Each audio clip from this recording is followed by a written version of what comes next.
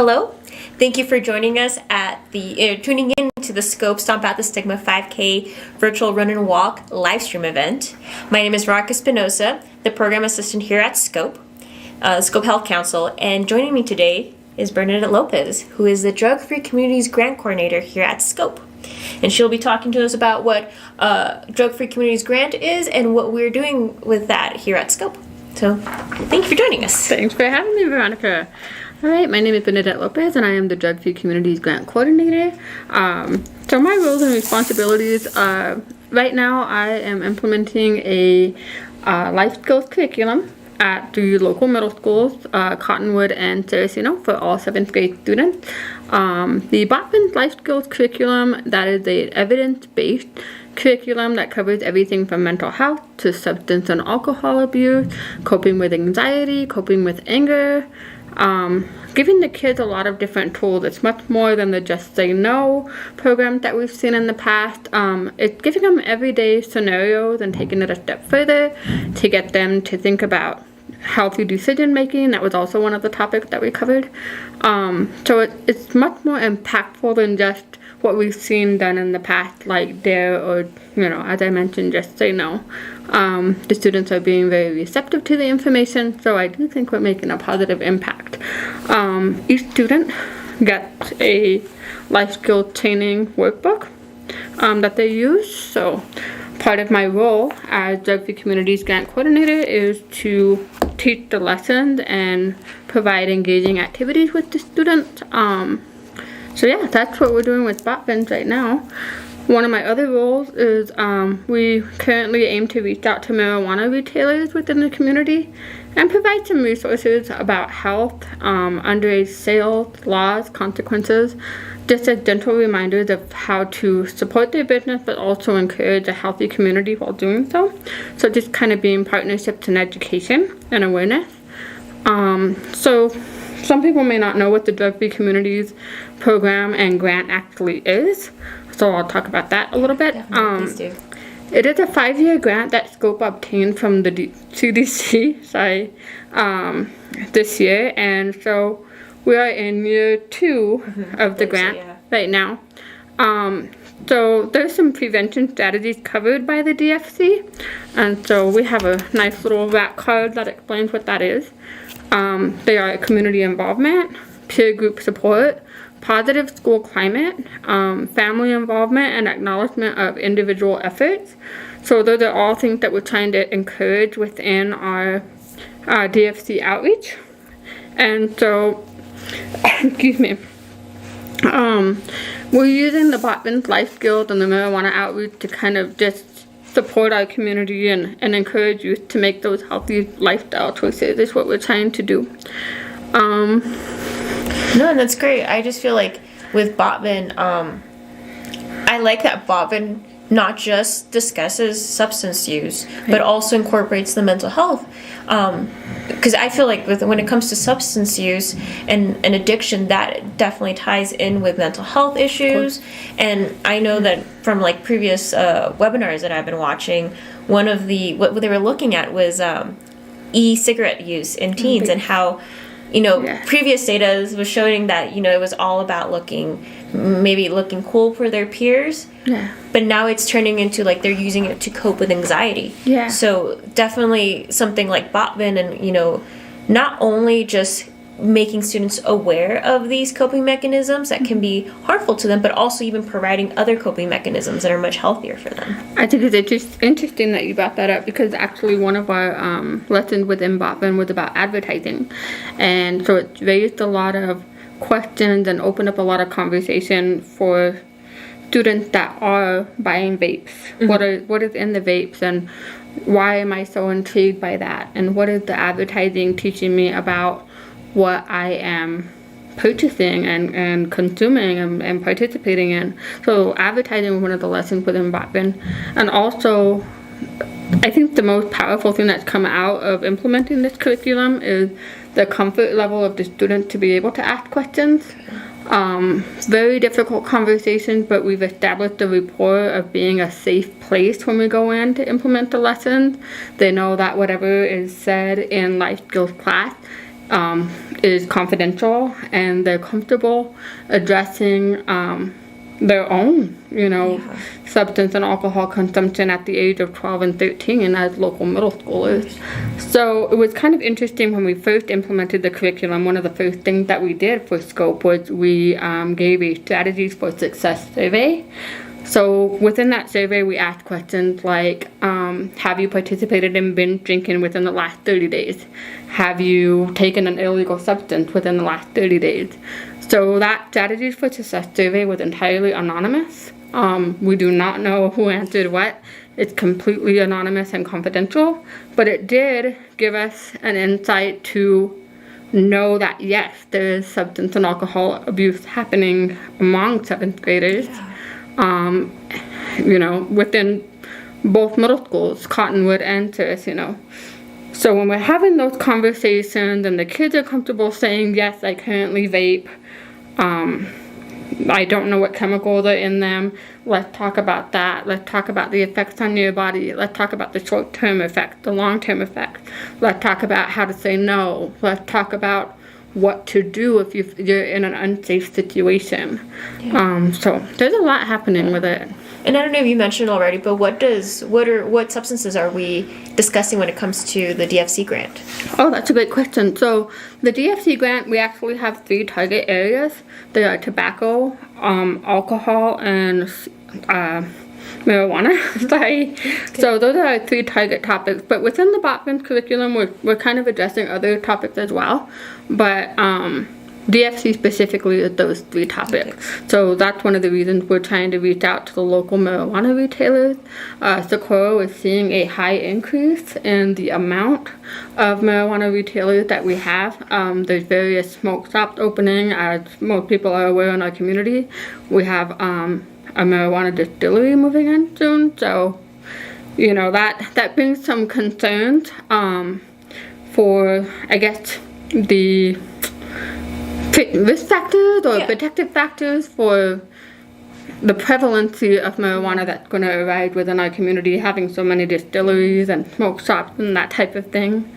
And I think it's important that we start establishing a relationship with these businesses. Exactly. And show that we're here to support each other, making sure that we're just keeping our youth safe and healthy. Yeah, we just want to be partners in education. Mm-hmm. And so that was, really our approach in trying to create the resources that we're going to take to the marijuana distributors, and even the information that we provide to the students when we give them rack cards or pamphlets or anything that they can take home. It's just trying to be partners in education, much more than just say no.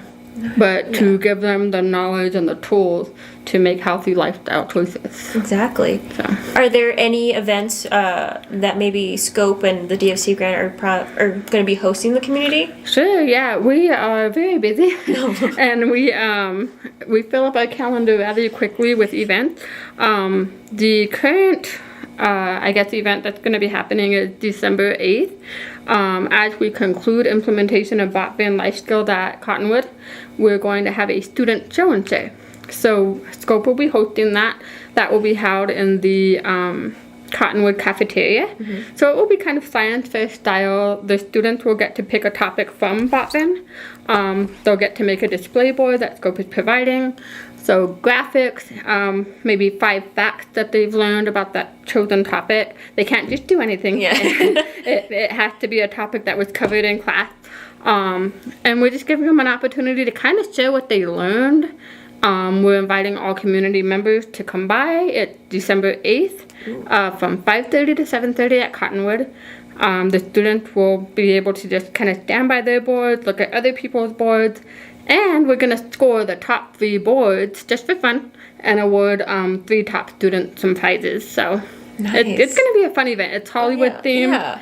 It's going to be Hollywood themed. We're going to have snacks. And I think it's going to kind of, from the outside looking in, give us better insight for what the students grasp from the Botman's Life Skills class. Exactly. No. So. And it'd be great to even just have the community come and see these are kids learning all this stuff, and even teaching to other people in the community about all these topics. So I think it's a wonderful idea. Thank you. I'll tell you what, I've learned so much from the students themselves. This is my first time working in prevention. I am a former elementary teacher, so I do enjoy that aspect, but within the prevention aspect, they have taught me a lot this semester. I have learned so much just from the conversations that we've had, so oh my goodness, I'm very thankful for that. Oh really? Yeah. We also, other events that we have coming up, I'm looking at my list here, we plan to have a youth summit in April of next year. So last year, because of the time crunch when we implemented the grant and started doing outreach, we did kind of a traveling circus, so to speak. We visited Saraceno, Cottonwood, and Magdalena in 3 separate visits for a youth summit at 3 different schools, which was due to COVID. We had to do it that way. This year, however, we hope to have a 1-day youth summit event where we bring in all the middle schoolers to one specific location. We hope to have a keynote speaker or 2, engage in breakout rooms. So what the breakout rooms would look like is just various topics. The kids would be broken up into different groups. They would visit each breakout room. Last year we had everything from a yoga breakout room to marijuana to alcohol. We had the juvenile probation office participate as well. We had mindfulness. So the kids will have a lot to choose from. In the past, Scope had done Maze of Life, and that's no longer what we're doing. We changed the event to the Youth Summit. So this is, the Youth Summit is kind of replacing the Maze of Life. Okay. So we're looking forward to that in April. We're also, I told you we're busy. We're also hoping to have parent night. And at parent night, we want to support parents in our community with ideas of how to discuss those difficult topics with their teens, such as drug and alcohol abuse, mental health, things like suicide. We hosted a youth mental health first aid training, and that was very impactful. It's much more than trying to talk to somebody about suicide. It's giving anyone who takes the training those special tools for conversation and how to be sensitive to addressing that kind of scenario if you're in that scenario.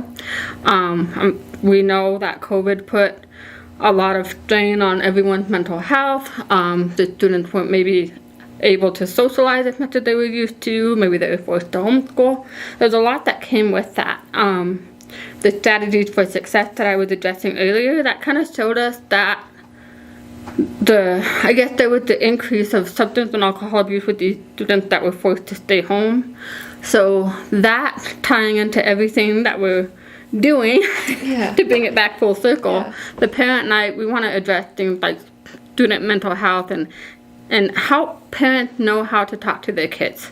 I'm a mom as well, and sometimes having those difficult conversations is, you just don't know what to say to get something out of your child. So within these parent nights, we kind of aim to providing parents with the tools of how to ask questions and how to talk about the hard stuff. How to talk about the hard stuff. So. Especially since parents or just family in general, those are huge protective factors within our youth, and you know, giving guardians those tools on how to approach, how to talk to their child about substance use or mental health, and making sure that they're equipped with it, and that it's not going to be easy, but the fact that just even having to start that conversation with their child will kind of just build that connection, that trust with them, and maybe feel more comfortable at coming up to them in case they were having concerns or issues. Of course, and that's what we aim to do with the parent night, is just provide that support.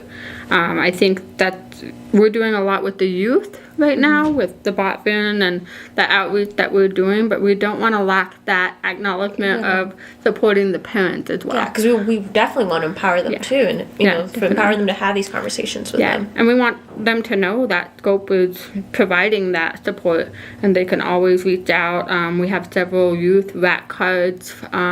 We hope to make some more.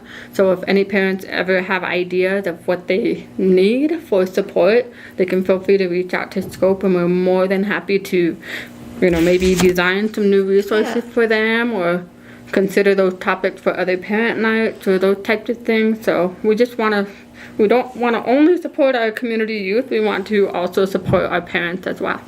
Nice. Thank you. Thank you again for joining us and doing this interview. This is amazing. Thank you. And stay tuned for the next interview. Thank you. Great.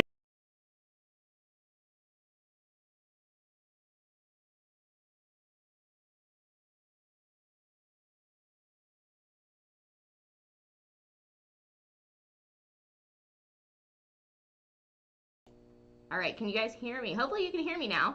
I think we fixed it. We definitely tech issues. I'm great at them. Veronica just shouldn't let me touch things this morning. Apparently, it's kind of what we're learning. I should not touch things. So we'll have a repeat of what we actually spoke about before Bernadette's nice interview.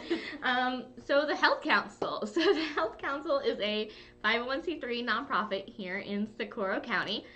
So our goal is a healthier and safer community for Socorro County. We run off of donations and grant funding, and so we have our hands in a lot of different pots. Basically what we do is we do active living, we do overdose prevention as far as like Narcan trainings and Narcan distributions, we do mental health work, we do bike racks, we do community gardens, we have a mental health collaborative, we have a food and transportation committee, we have everything essentially. So if you want to get involved with something in the community and you have like a little niche that you want to fill, or if you just want to be involved and you don't know where you see yourself fitting, just come join us. We have meetings every third Thursday, and also feel free to come by the office at 411 North California Street. And it's a really, really great program. Wonderful to be involved with. Veronica, you want to pop in? Yeah, so I've been working here for about 5 months now, and I truly enjoy working for Scope. It gives me opportunity to kind of give back into the community and be involved in the community. So I originally am not from Socorro. I'm from southern New Mexico, so right next to El Paso.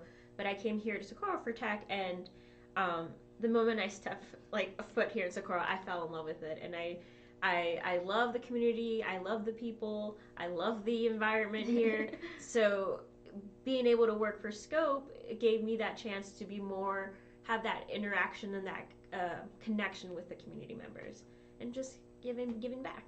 Great, agreed. Yeah, same. We came here for tech, and you just fall in love with this community. Like, it's such a tight knit community. Everybody's kind of got each other's backs, and it is this giant family.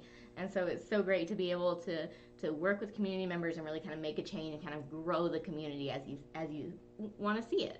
Be the change you see in the world and in Socorro County. Exactly. So yeah, and then so we also have a lot of fun goodie bags and stuff for the Stomp Out the Stigma. Veronica's also been wonderful to help us like do some graphic design work and produce some really great little things. So we have these 988 Just Talk cards. So just to let you guys know, there is the 988 crisis line. So it used to be the 1-800-273-TALK line. It was a 24-hour crisis line. If you were ever having any sort of mental health crisis, you call that number, get some immediate help, someone to talk to. So they have just recently shortened it to a 988 hotline. Do you want to say a little bit about that? Sure. So I think what's important to know that the 988 hotline isn't just for suicide. So this, if you were to, you can call for yourself or for a loved one. And it doesn't have to just be about suicide. It could be if you want resources on substance misuse, and if you want to quit, or if you're having a really bad day. You might not be considering suicide, but it's just a really hard day for you. You just need to talk to someone. Yeah, so it really is just like a hotline, basically just somebody to talk to. If you just need someone to talk to basically on pretty much any topic, just gives you that ability. Exactly. And I think it's really important. I've been to different kind of webinars or in-person meetings where they talk about how the 988 works, and while there is a huge plan or end dream for this, a lot of these calls a lot of these phone calls are resolved on the phone. Nice. By just talking to someone. So that definitely prevents from things to escalate, and I know later in the future with more funding we can definitely expand to other phases in the program. Yeah, that is really interesting too, how the majority of those calls get the issues become resolved on the phone, how it really stops that de-escalation. It really is kind of shows at least to me, how just that one-on-one interaction, just talking to someone really can completely change the outcome. We do offer that QPR training as well, that question, persuade, refer, which is kind of all about how to ask someone if they're suicidal, and we do have that youth mental health first aid training, and I feel like both of those kind of highlight the same thing, like just that question, just talking to someone, really can change the outcome and save someone's life, No, definitely. And I feel like also an important thing to point out, especially a myth, where people think that when you bring about or the word suicide or ask someone if they're suicidal, that puts the idea in their mind. That's not true, because if they're at that point, they're probably already considerate, and it's important to ask someone that question. Yeah. And ask that question, even ask them, well, then why are you still here? Yeah. And that even then promotes them to kind of start thinking like, well, why am I here? And Yeah. brings out that positive thinking into them. Yeah, I would agree. Yeah, I like that. And I feel like that kind of goes along too with, like, we in our baggies we have these good vibe cards, and we have a bunch of these in our office too if anybody wants them. But I feel like it kind of goes into that, like, kind of positive affirmations, kind of like you're talking about, kind of why are you here tomorrow? Why are you here now? What makes you get up in the mornings?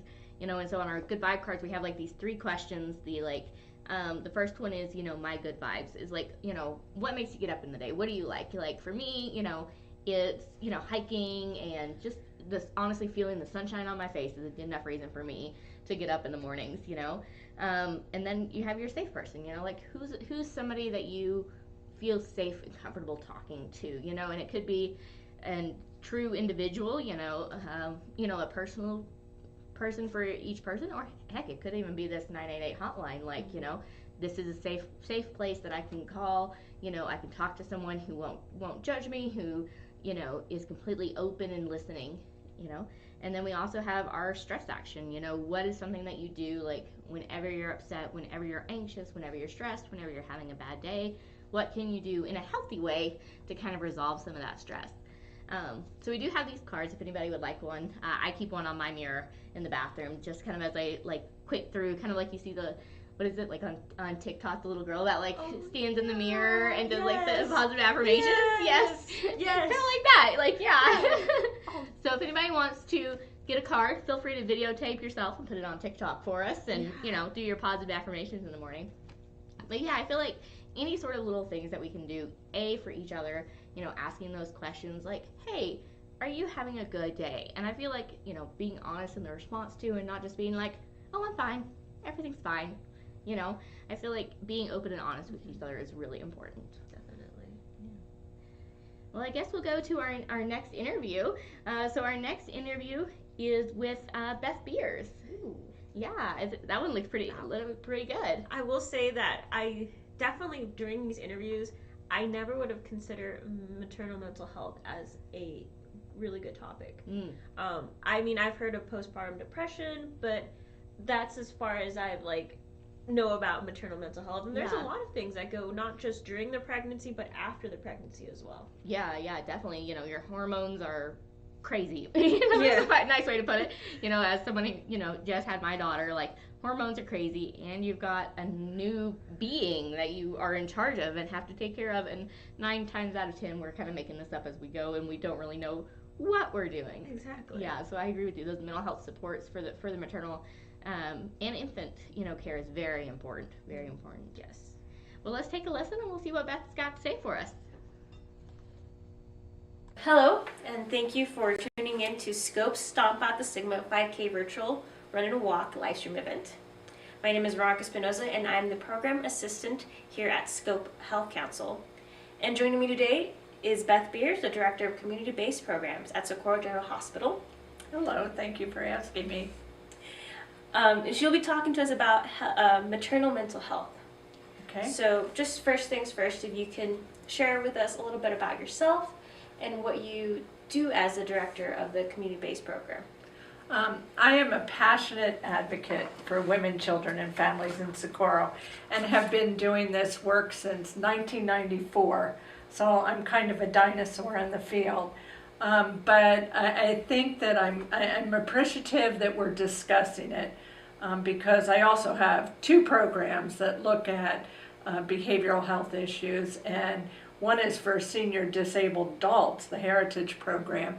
And what we know is that the older generation has been programmed that we just stuff our feelings. And so I think the greatest gift that we can give to children now is feelings are real, they're acknowledged, and what do we do with our feelings? And we like to talk at the hospital about those of us old dogs there. We were always, it was just about pulling up your big girl panties, which is not a good thing. And so I'm glad that we're talking about it, that behavioral health, mental health is every bit as important to treat as diabetes or cancer or any other disease. For some reason, we feel like it's hush-hush and we don't share that, but it hasn't served anybody well to not talk about mental health issues. So at community-based programs, we have the spectrum of services. We have the early childhood programs, which this would fall into. Maternal and family health is really, really important. We have infant mental health services, and it's not a baby laying on a couch because we know that it's not just a baby, it's a baby in relationship with somebody else, whoever that primary caretaker is. And then on the other end of the spectrum, we have our Heritage Program, which is an intensive outpatient behavioral health program for senior and disabled adults. And so it's kind of, we see people prenatal to the grave sometimes, and that's always devastating for us, but hopefully we can give the greatest, help people achieve their greatest quality of life through all transitions in the community. And that's awesome that we have these services here in Socorro, and hopefully people become aware of these services and start utilizing them. Yeah, yeah. So what is a maternal, or what does maternal mental health entail? So for me, maternal mental health is so, I was just asked to write an article on maternal health for ECECD, which is Early Childhood Education, Early Education and Child Care Department. And because it's so important, because the health of the mom affects the health of the baby.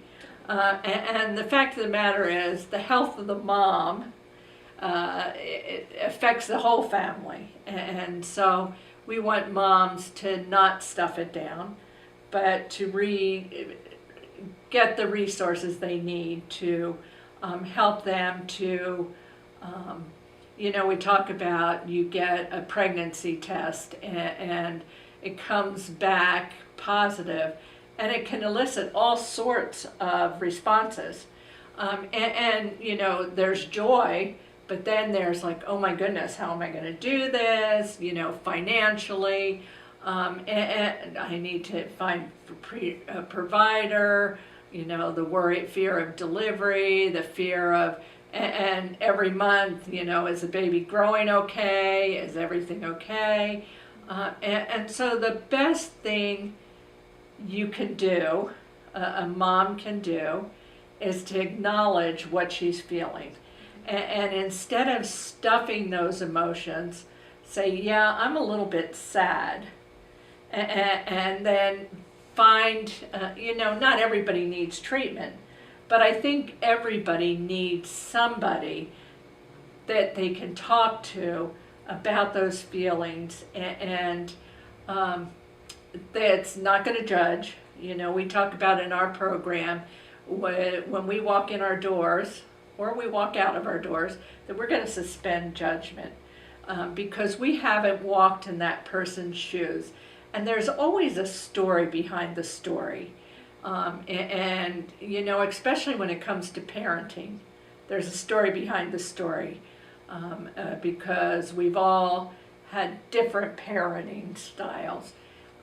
And so I think that's critically important. So we just talk about maternal well-being. It's a holistic thing. You know, it's the physical, it's the mental, it's the spiritual, we call it PIES, you know. The PIE stands for physical, intellectual, emotional, social, and spiritual. We need all that. When one bit of it's out of whack, then the whole thing's out of whack. And so the best way to be healthy is to acknowledge our feelings, teach our children to acknowledge feelings. All behavior has meaning. And I think sometimes we forget that it's easier to focus on the behavior than it is to look at the reason why. And so hopefully within our program, that's what we're really trying to focus on, is why we react the way we do. And if we didn't like the way we were parented, we don't have to parent that way. Exactly. You know, we can take the pieces that were good and affirming, and we can ditch the rest, and there's always a second chance, and with the next generation. And so I look forward to seeing the fruits of our labor, because this isn't necessarily something we're going to see. It's not right now. It's not this feel-good, although we do have many, many feel-good stories. But it's something that I think the next generation and their parenting, it'll be very, very interesting to see if they don't parent different than they were parented. Exactly, because you definitely will see that multi-generational Absolutely. effect from like starting now to, you know, the kids' kids and their kids' kids' That's kids. right. It's going to be an That's amazing impact. That's right. And a That's long-term right. impact. Yeah, and you know, I have a daughter who has a baby right now, and two daughters that have young children. And it's interesting because I was the dinosaur generation. We didn't have cell phones. We didn't have apps. We didn't tell us you can find any kind of advice out there, and a lot of criticism and judgment. So I feel very, very fortunate that I went through the school hard knocks and had some really good mentors along the way, but didn't have the constant barrage of media messages and, you know, the expectation that we're perfect parents, because none of us are. We do the circle of security. I live, talk, walk the circle of security. And the best thing I learned from that is, because when I went through the course, I was just, oh my gosh, I failed. But my kids turned out okay. They're pretty great. And so we teach people, all you need to be is a good enough parent. So I think that's really, really important when we think about maternal health. But sometimes parents are depressed. And we talk about maternal depression, but there's also paternal depression too, which isn't talked about near enough. And then it's time to seek help. And unfortunately, we have limited resources in Socorro. Long waits to get into resources. But within our program, we do have an infant mental health program. So if a mother's struggling, we work with the dyad, because a baby is with somebody else. And so there are infant mental health services. And then we also we had a meeting this morning on the mother-baby curriculum, which is for people that are depressed, but they really aren't ready to seek services. Now, we're not counselors. Our home visitors have varying backgrounds, the level of education, but all of them, we've been a team for, I want to say 80 or 90 years collective. And so we have a lot of experience, but we're not counselors. Okay. But we can We start off talking about mindful activities. We talk about breathing. It's the easiest tool that we have in our toolbox, that when we escalate, that we can just, whether you call it box breathing, or you can, my least favorite is, and it's just because at every meeting we had to do 4x4 breathing. And it just drove me crazy. But, we teach kids elevator breathing with their hands over their head and going up. And so breathing is the most important tool that I think we all have. It's conscious breathing, isn't it? Saying, yes, it's automatic, we're going to breathe. But this is really taking a minute to just focus on your breathing. And just ground yourself. Yeah, that's right, and that's right. And you always feel better afterwards. Oh, yeah. As long as somebody isn't saying, hold it, 1, 2, 3, 4, or get out, 1, 2, 3, 4. So, I think mindfulness is really important. So this curriculum really helps us, but it's not to replace getting mental health services from a qualified provider. Thank you for that. So what are, I guess, some signs or symptoms of maybe where people should probably consider asking for help, whether it be through talk therapy, whether it be just, reaching out to someone they know and talking about it. Right. We do a depression screening, and I think most of the doctors do a depression screening. And it's when, motherhood, especially new motherhood, sleep deprivation, is very, very overwhelming. But when you're sleeping more than usual, when you're more irritable, when you have little joy in life, I'm trying to think off the cuff, I don't have my sheet in front of me. Any change in behavior that is different than what you're used to. And, the joy is a big one. For a mom to be able to say that she still has joy, she gets pleasure out of doing simple things. Exhaustion, it just kind of comes with the territory in early having a baby. But I think that it's rated on a scale of 1 to 10, and the more risk factors, the more likely that we're to say, I think you need to get some help. Okay. And so the problem is, we say you need to get some more help, but we're really limited in Socorro, which is unfortunate and really hurts my heart. And I remember sitting with a person in a lobby for 45 minutes, and I was so worried about her that I had called up the heavy guns, and when this person was finally seen, they were given an appointment for a month from now. Well, a month from now, it to me is not acceptable.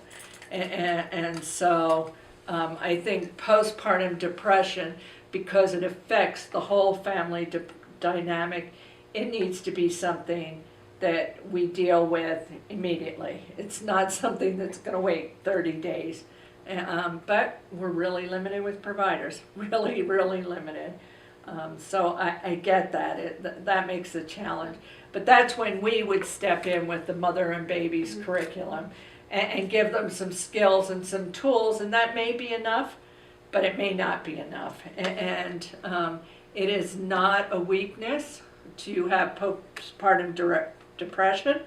And I want people to hear that loudly and clearly, that the baby blues are they call it baby blues, are very much real and something that needs to be treated, acknowledged and treated. And that, I think what's really wonderful about Socorro is that we are a community and that we need to provide wraparound services. And that, of course we have home visitation and lots of good, strong family, but to not say pull up your big girl panties, but to say, I understand you're depressed. What can I do to help you? Can I watch the baby so you can take a walk?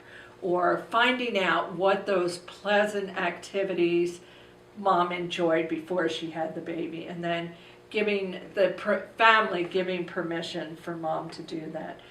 So I really think that there is a place, and usually even if they need medications, it's usually short term, but it's not a weakness or a failure on your part. It's a hormonal thing, and needs to be dealt with swiftly, kindly, carefully, lovingly, because it has ramifications for the whole family. Oh, definitely. Yeah. And I mean, you already mentioned some like great ways in which family members can help out, but as a community member, what can we do to either help people that are going through this or even bring awareness about it? I mean, to be honest, doing this whole event is when I came about maternal mental health. Never really thought about it, that it is actually something that, you know, new mothers or expecting mothers may be going through. Yeah. So what can we do to bring awareness to this? I think this is an important step. I think that it's very important to talk about it, to not stigmatize mental health, because mental health is part of our whole body. We're not separate mental. And I remember somebody talking, oh, you can take the head off and put it on the shelf. Well, we can't. You do that, the whole body dies.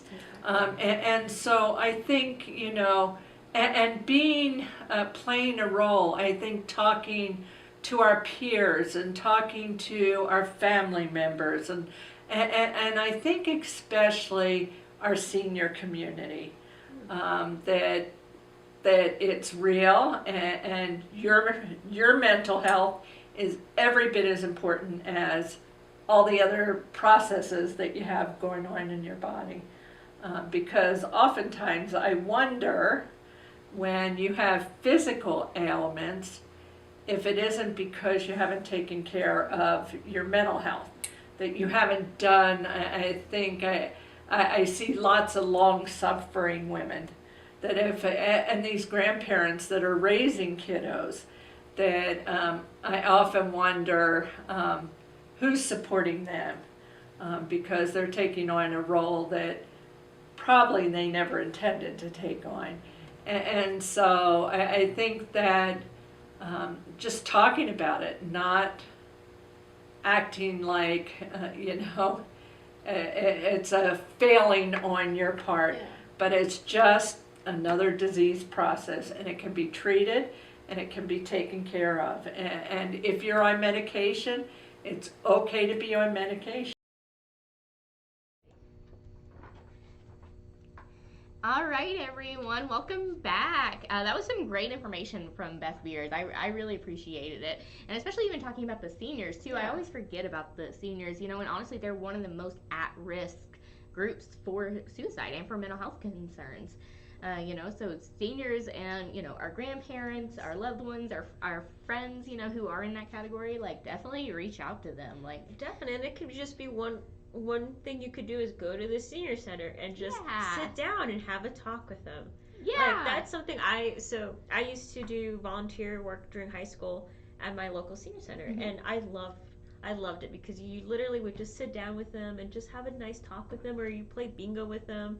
And, you know, to you, it might be, oh, well, it's just volunteer hours. But to them, it could have a really huge impact that someone is there hanging out with them and, you know, have a good time with them. Yeah, very true. Very true.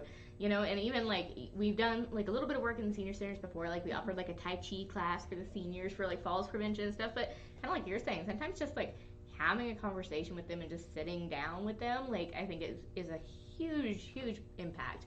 You know, because especially some of these that can't get out, they're kind of like stuck in their homes or have family like in a different state. You know, as all of us know, like Socorro County, you know, it's relatively population-wise, it's fairly small, and unfortunately, a lot of people do move away.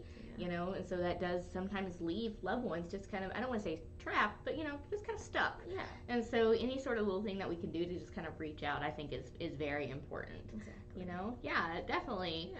But even with the maternal mental health, definitely so important. Mental health across the board is important for everyone. And so I think that maternal mental health is very important. And for the loved ones as well. Don't forget dads out there. Dads need help too. My poor husband, I went in there once and he was trying to change a poopy diaper, and it was kind of bad. So mental health supports for the dads too, because sometimes they feel frustrated. I know Kyle, we breastfeed, and so sometimes Kyle feels like there's not a place for him, he can't help sometimes, and so the mental health is definitely important for our mothers, but definitely for our fathers too. And I think I love how Beth really went into how we should not feel shamed when we need help. I mean, it's I guess the thing is you can do it alone. Yes, it is possible, but it's a lot harder than reaching out to someone and asking for help. And sometimes it's just you really need a vent, and it doesn't make you a bad parent at all. Yeah, I would agree. And I think that's the important part. And I think kind of across the board too, reaching out in general, stomp out the stigma. We're all about reducing the stigma. It's okay to talk to someone. It's okay. Even if you feel like it's something little, it may not be little to you, nothing is too small to talk about, Exactly. Definitely. So how about, kind of speaking of that, how about we transition over to, we have an interview with Faith Morris of the NNT Mental Health Club. As a techie, I guess you can definitely speak to some of the pressures that a lot of these students are under. Oh, definitely. I mean, well, tech is a really welcoming community, and we're in it together. It could be really stressful just because of how difficult some of these classes are. I mean, you'll talk about engineering and the pure sciences and all that, so it could be really stressful. And to think about it, it's these kids are the best in the state. So they come from they're probably the valedictorians of their high schools. They probably never had to crack open a textbook to study.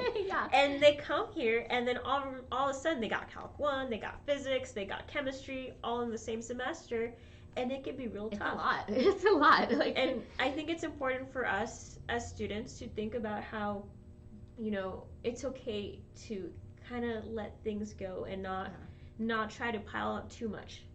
Gotta make sure that you have free time to do your hobbies and what you want to do, and not just try to stack up 20 credit hours in one semester, because that's, at the end of the day, it's not good for you. Yeah, and I think that's important too, kind of, both for students and outside, setting boundaries. Boundaries is so important. I keep talking about my, kind of with the positive affirmation in the morning, I've started practicing, saying no, because, it's such a hard thing to say. It is so hard to, tell somebody no, and to be hey, I just can't do that. I don't have the room on my plate today.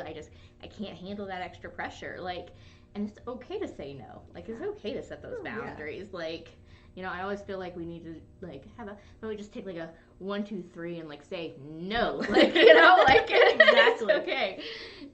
But going back to the students too, I think it's important too that they understand for students out there, there's tons of resources out there.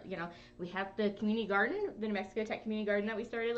If you need just a nice quiet place, green spaces, statistically have such a huge impact on mental health. There's the counseling centers there. The staff at the counseling center at NMT are wonderful, and they have so many resources on their website too. If you go to their website, there is tons of resources down on the bottom. You can just keep scrolling. They have almost a whole, I don't even say a textbook, but quite a few different resources to reach out to. And then honestly, a lot of the professors, the professors at Tech are so open, so willing to talk to students. I've been so impressed. And that's one thing, as a student, don't fear your professors. They want you to succeed. They're not scary, I promise. They're not, I know. It might feel like that on your first semester coming onto as a freshman, but they honestly are there because they want to help, and they want to see you grow, and they want to see you succeed. And in every avenue of your person to you succeed. There are definitely other avenues in life besides just your degree. Be a well-rounded person. You can succeed in life in other aspects too. You don't have to just focus on your degree. Take some time out for you. That's important. All right. Well, let's flip over to Faith's interview, and we'll kind of hear from her perspective. Yeah. Hello. Thank you for joining us and tuning into the Scope Stomp Out the Stigma virtual 5K run walk live stream event. My name is Rocca Espinosa and I am the program assistant here at Scope. Joining me today is Faith Morris, and she is a student at Tech, a huge advocate for mental health awareness, and she's going to come talk to us about the mental health committee at Tech and kind of the stuff that they've been doing there. So thank you for joining us. Yeah, thank you for having me. So if give a brief intro about you and your role as in the committee itself. Okay, so I guess we'll start with, so I'm a sophomore now at Tech. This is my third semester, so still working out the kinks of how to learn. So a little bit background, before I started the committee, I'm just gonna talk to you because it's weird looking at the camera. No, don't worry. Have fun. So I started the pre-med club, so I'm a pre-vet student, and basically I was trying to find like a group of either friends or people who like had the same interests as coming from a homeschool environment to actually people being there was really weird. So I looked for like a safe environment. So when I didn't find one, I was like, how can I help myself and then help my community be able to get into our mutual place was medical school, right? Yeah. So I was like, is there a pre-vets or pre-meds club at Tech? And so when I found out there wasn't, I was like, I'm just gonna start one. And so I went, got an advisor, got all the things I needed, the signatures, told everyone at school who I knew had classes with, and really asked all my professors to make announcements in class. And so I got a big heat.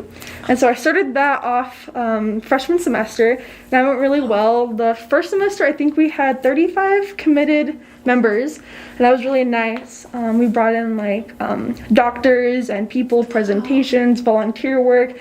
I really tried focusing on getting them to go for any type of health, and so that ended up falling into focusing more on mental health. Oh, okay. It was just something I experienced, and it was something really easy because of Scope, knowing Sam and everything. I was like, that's just really easy to just go to. Yeah.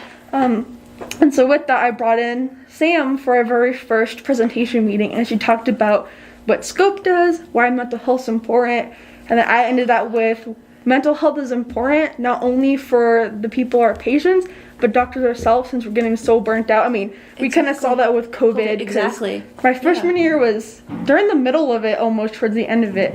And so that's a really good way to just start off the semester, especially for freshmen.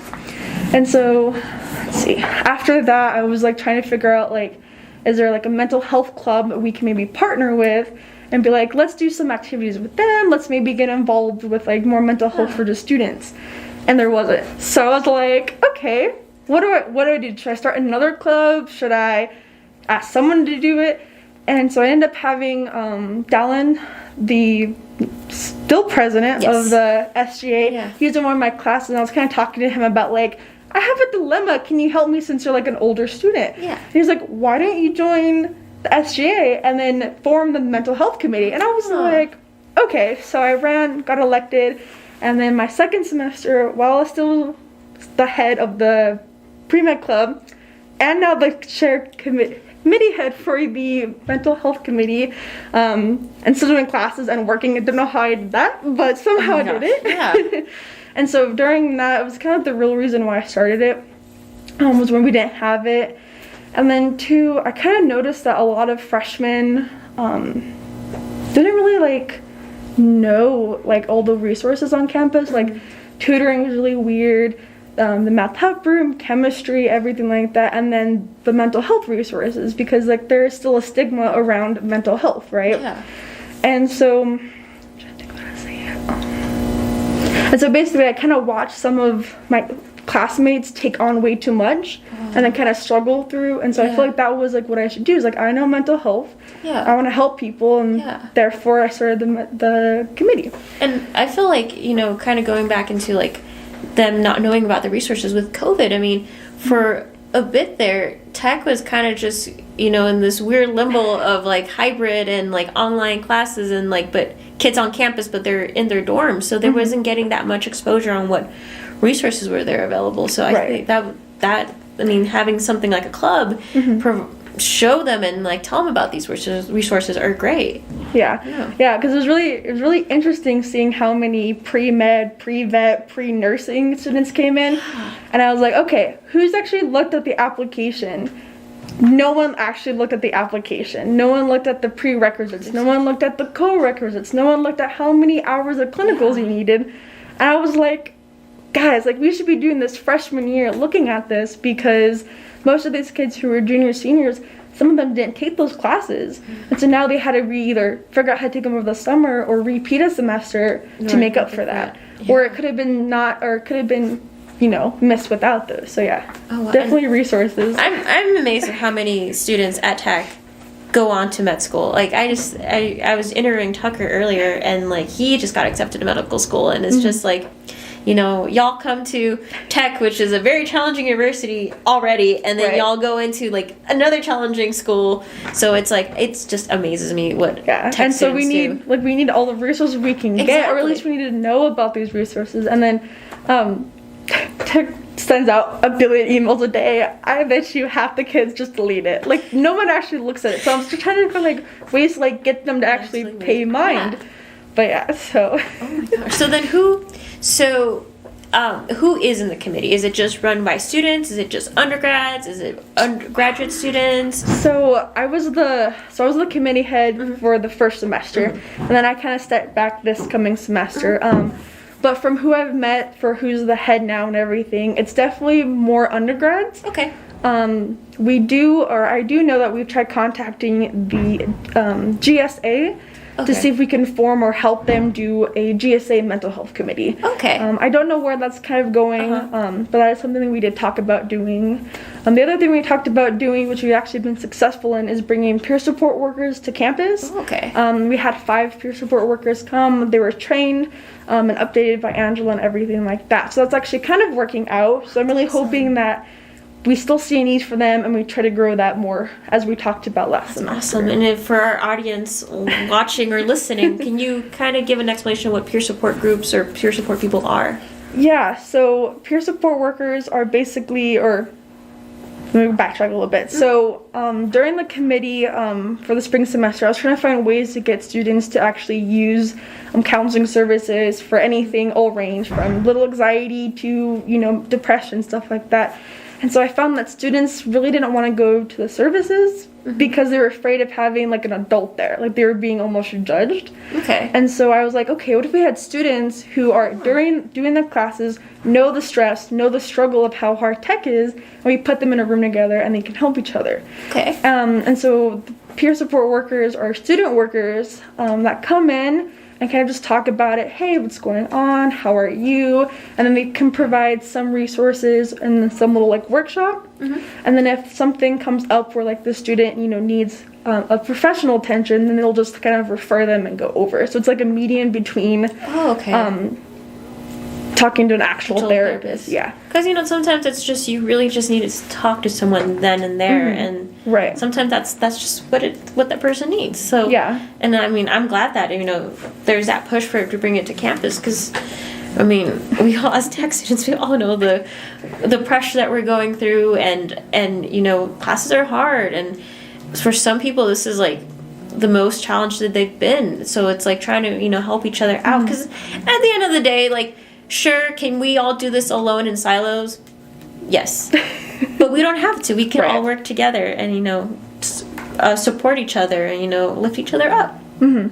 Yeah, for sure. So what events does a committee do on campus and probably also out in the Socorro community? So the major things that we did our first semester was de-stressing events. We kind of focused mainly on that and kind of getting just information out there. So we focused on one of the ones that we reached over, I think, 300 students, including faculty combined, which was Pet Day. So we did Pet Day beginning of the year, and then we did it during midterms as a distress group before, and then we did it before finals, I think like 3 or 4 days before finals. And we had goats, bunnies, cats. We even teamed up with the Animal Protection Club and had an adoption event. All the cats were adopted like within 30 minutes of, setting up, which was really nice. And then we focused on painting, origami, and just other de-stressing events throughout the semester. And then we also did like information tables. So we had some of our students, or who were part of the students, or who are part of the committee, would just go sit out with either a counselor at Tech or, scope Yeah. and just pass the information and kind of answer any questions people had. And my favorite out of all of that was the anti-stigma campaign that we ran. So I had a student come up to me who was part of the community and was like, hey, let's do an anti-stigma campaign. And I was like, I have no idea how to do that. What do we do? Like, how do we start? Yeah. And she said, I know exactly what I want to do. And I was like, do it. And so she did everything, and it was amazing. And so she's now the new head of the committee, which I'm so happy about. Can you probably go over Yeah. what that entailed? I mean, especially because this event is all about, you know, bringing awareness and going Right. against stigma. So basically, we sent out a whole bunch of flyers everywhere, like blasted everywhere with everything, emails. We had professors announce everything like that, and then basically made goodie bags. We had, you know, bracelets, some good like relaxation meditation, and the what was the logo? I can't remember. It was a lantern, and That's right, the yeah. thing was it miners. What was it? Something miners walking out the Yeah, light. I yeah, can't remember yeah, what it I was. could see I remember seeing the logo of the like. But Yeah. basically the theme is miners together can go anywhere with the light, and so we like made little Yeah. flashlights, and it was Yeah. really cute, and we basically just stood in front of Fidel like for the entire day, just passing out everything we could, catching as many students, and that was basically it, because we didn't know really what Yeah. we were doing. We didn't know how students would react. So that was what we wanted to do. But unfortunately, the big event that we ended up not doing, which we wanted to do entire suicide prevention week, Okay. in the spring, and so we weren't able to do that. But the idea came up. So what happened was this semester, actually, hopefully, we would keep doing it every year, every semester in the fall, was in September we did a whole week for suicide prevention and awareness at Tech. And so we had Monday through Thursday, and we ended it with Fresh Tech Day. So for those who doesn't know what Fresh Tech Day is, it's basically where Tech holds, you know, basically different events on Friday where students can come in, they learn about statistics, they learn about how to talk to friends, where information is, and you know, you can win all sorts of different prizes, which is really fun. Yeah. And so we started off with different themes for different days and stuff like that, and I feel like it was a good turnout. I'm really hoping that, you know, whoever takes on the head throughout the next how many years Tech is around, will keep doing those things for students. No, yeah, and I mean, Scope participated in the Fresh Check Day, and I got a random booth, and it was great. And I think it's like having that presence at Tech, and like, you know, just helps it go against the whole stigma, and like knowing, you know, it is a hard school, and we should feel comfortable enough to talk about it. Right. And I guess kind of just to close off a little bit, what is your advice? So as a student, so I'm a student at Tech, and you know, I have friends who probably are going through something, but I just don't know how to approach it. What would be your advice? Like, how do we help each other? Okay, I have 2 points on this. Yes. We'll start with another one before it's going to lead into yours. Yes. Okay. So I definitely I try to tell this to freshmen, because I was a sophomore taking a couple of freshman classes. It happens, no Oh, yeah. biggie. And so I heard some of them talking about, like, my advisor recommended I do 18 credit hours. I join clubs. I'm doing this. My friends are in all these clubs. I should do it too. And my immediate reaction was gut-wrenching. I was like, no, absolutely not. So for any freshman, even anyone who's upper level, graduate, doctorate, PhD, whatever you're doing, the first semester at Tech, take the minimum requirement, GPA, anything. Don't participate in any clubs. Don't do any of that. I mean, maybe you can do a club kind of in the middle of the semester, how you're feeling after midterms, but definitely the first semester is where you kind of want to get your foot in the door. Fill out the classes, feel how loaded it is, because the more hours you add, the more difficult it becomes to manage your schedule, right? Yeah. And then maybe sophomore or second freshman semester, you can add the 17th credit hour or a club. And that way you can kind of slowly step into it, and then that way you feel like, okay, this is easy, I can handle it. Then you can slowly start adding up the credit hours. Yeah. So That's actually really good advice, because I mean, I remember coming here guns blazing, like, I'm gonna take 18 credit hours, and you know, there was times where it was tough, and Yeah. and you know, trying to do things on campus, I appreciate and I love the enthusiasm of Tech students, but we get so lost in it, and we forget that, you know, we have Right. to make sure to have time for ourselves and Right, time and- to breathe. Yeah, and the other thing that I try to mention, especially to some of the pre-vet students, anything, I'm like, you guys, like, what vet school is looking for is that you know the material, not how fast you get the material in. Exactly. Right? Yeah. There's friends that I know who took 4 years and a summer, and they still got accepted to vet school. Yeah, You know, no. I mean, so what the people looking, even business, other jobs, they're looking at you aced your classes, or you did very well, A's, B's, and then you got the degree Yeah. from tech. Exactly. That's what they want to see. They don't want to Exactly. see you did it in 2.5 years, which is amazing if you Yeah, could. yeah, it's like great, but it's But, like you know, can take your you don't time with have to rush it. You can take your time, because the other thing that I try to mention in the clubs and in the committee is, how do I say that? Is basically, if you try to cram all this information in at once, you're gonna forget it, and you need that information for the next year, and then that information for the next year, because at Tech they expect you to know this information already. They're not gonna go review it. Yeah. You jump straight into the middle of like chapter 8. right? And you don't even cover chapters 1 through 7 at all. And then, you know, then if you go like medical school, you start workforce, they expect you to know this.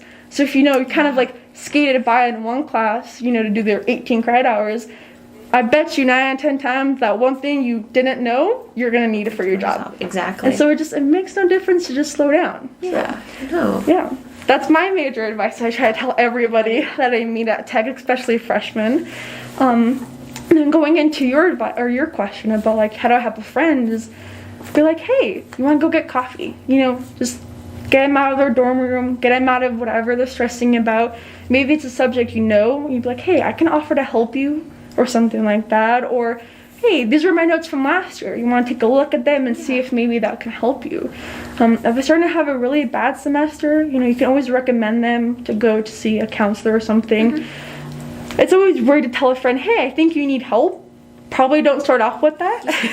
Don't do that, you know. Yeah. Take them out. Hey, let's talk. Let's remove you from your stressful situation. Talk about it, because 9 out of 10 times what you can do is you just remove them from a stressful situation and then help them calm down. And that's what I do for my friend group. We just sit them like, hey, we need a mental checkout.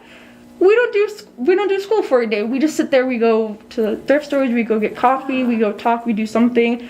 That's not. Or what you could do, you don't have to help them in classes, but you can go study together with them at the OSL or a tutoring center or something like that. And just being in there, you know, you can feel the connection between, okay, I'm not alone. I have people who can help me.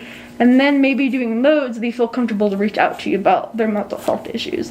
But don't ever start with, hey, I see a problem, let's fix it. Let's not do that, because that can either tip them over the edge and then, Yeah, you know. they might feel like they're being put on the spot when it's like and then you just don't want them to feel like you're coming in their comfort zone and they're just gonna push you away even farther. And we don't want that, because then they just isolate themselves. But yeah, and sometimes I feel like even it's the little things, and it's like you said, just going out for coffee, and it's just taking them out, letting them talk crap about everything in their life, you know? Exactly. Right, but and just venting, and Yeah. because sometimes I feel like we just need someone to listen. We don't need someone to fix our problems. We just want someone to be there and just hear us out. yeah. And you can ask that question, hey, do you want to just vent out to me?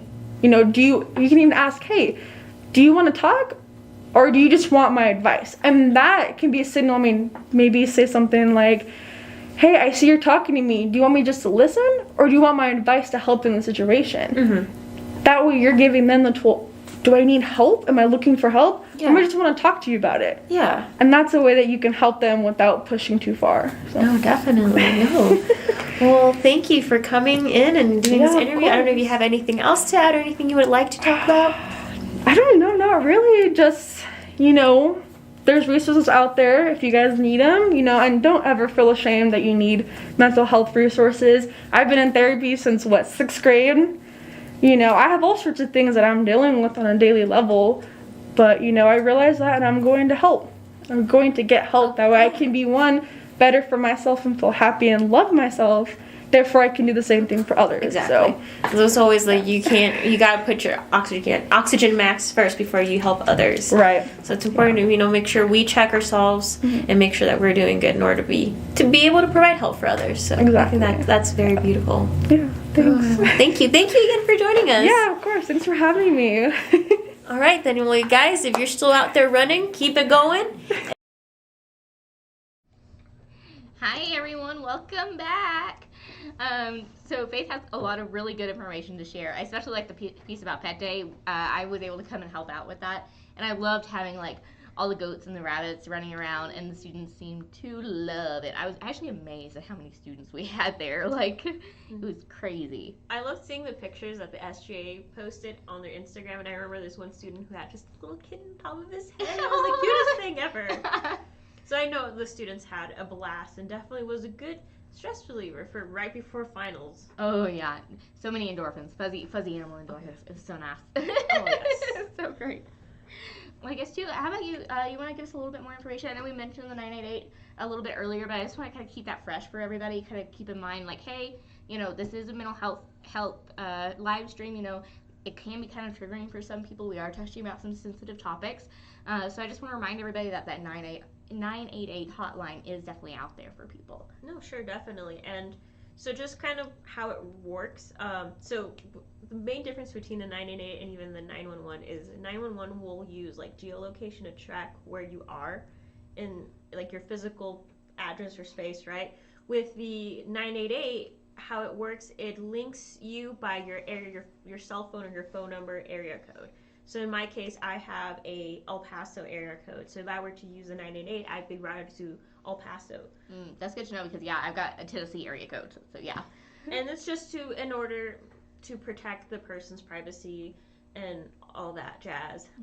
One thing is, like, of course, you got to keep in mind, like, where are these resources, what resources are going to be available at that moment from that crisis center. But all in all, whether you're calling to Tennessee or to Texas or to New Mexico, they're just there to help and offer to listen to you and see what's going on. Yeah, so even though you're calling from a different area code, you'll still get somebody to talk to. There will still be somebody there available. Exactly. Perfect. And there also is, too, if you want to talk to, like, a true New Mexican, you know, there is the New Mexico crisis line as well. We do have cards for that here in the office.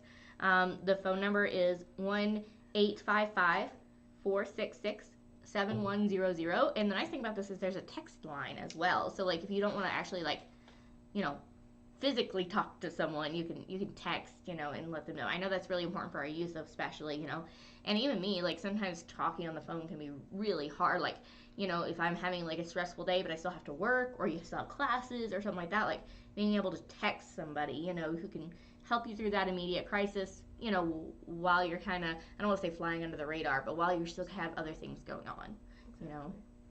Yeah, so definitely if you guys need some rat cards or some magnets, we definitely have those in our office.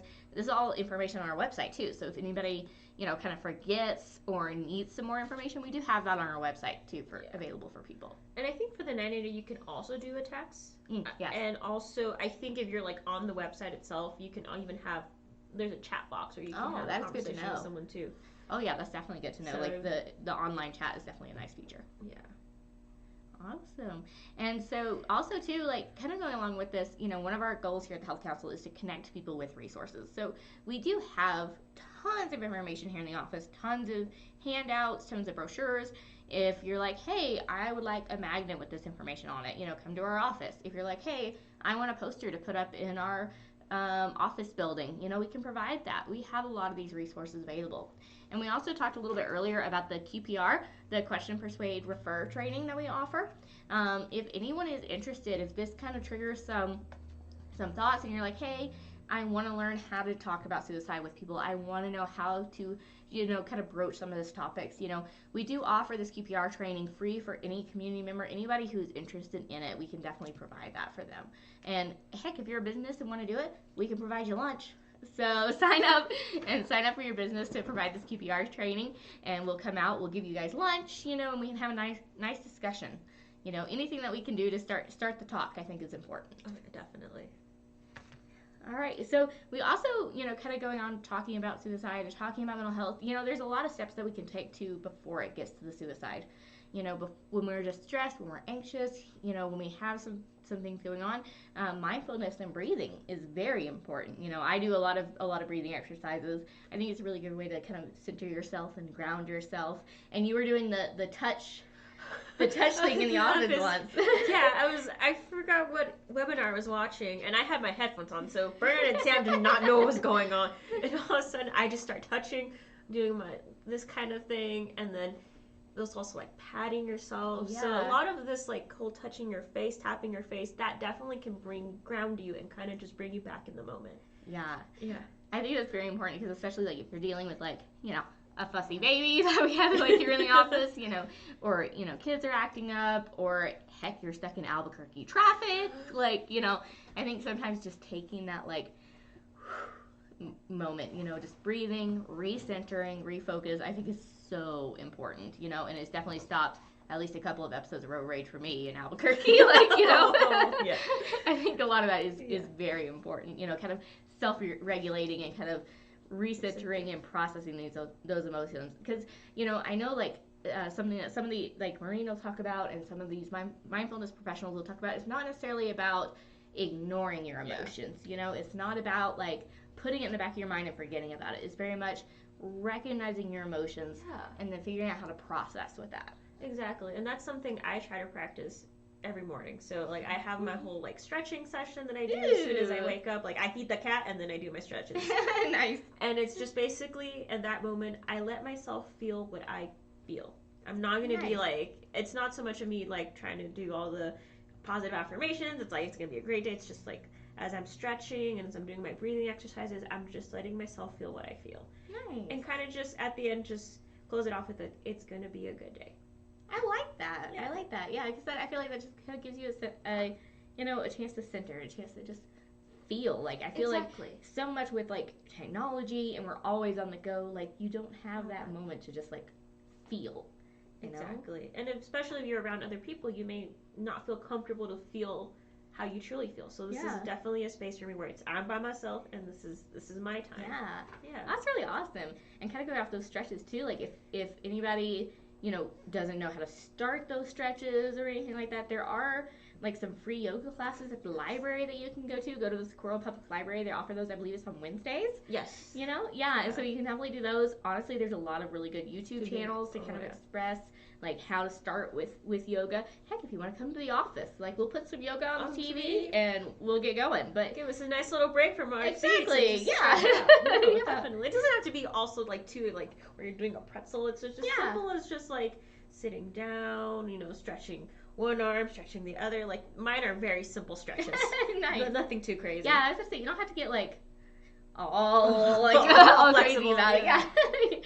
Yeah, just something very simple, just something to kind of recenter, connect yourself, and connect your mind and your body. And then, I don't want to get all philosophical, but connect your mind, body, and spirit all together. I think it is very, very important. Exactly.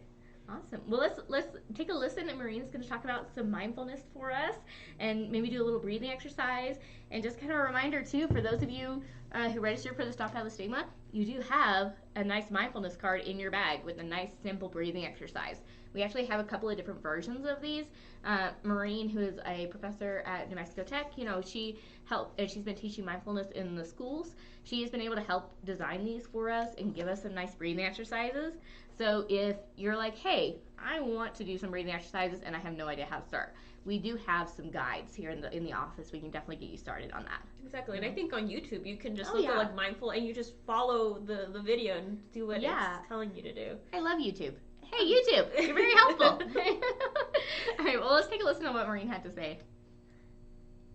Hello, thank you for tuning in to Scope, Stomp at the Stigma 5K virtual run and walk live stream event we're having today. My name is Veronica Espinosa, the program assistant at Scope Health Council, and today joining me is Dr. Maureen Wilks. Her first career was a scientist, but now is currently a mindful teacher here in Socorro Community. Welcome. Thank you, Veronica. Thank you for hosting me this afternoon. So, just to start off, if you could give us a brief introduction about yourself and kind of the role you play as a mindfulness teacher here in the community. Okay, I came to Socorro back in 1987 to get my PhD in geology at New Mexico Tech. And I was first introduced to meditation by my late husband and found it to be really helpful in managing some chronic pain issues that I had.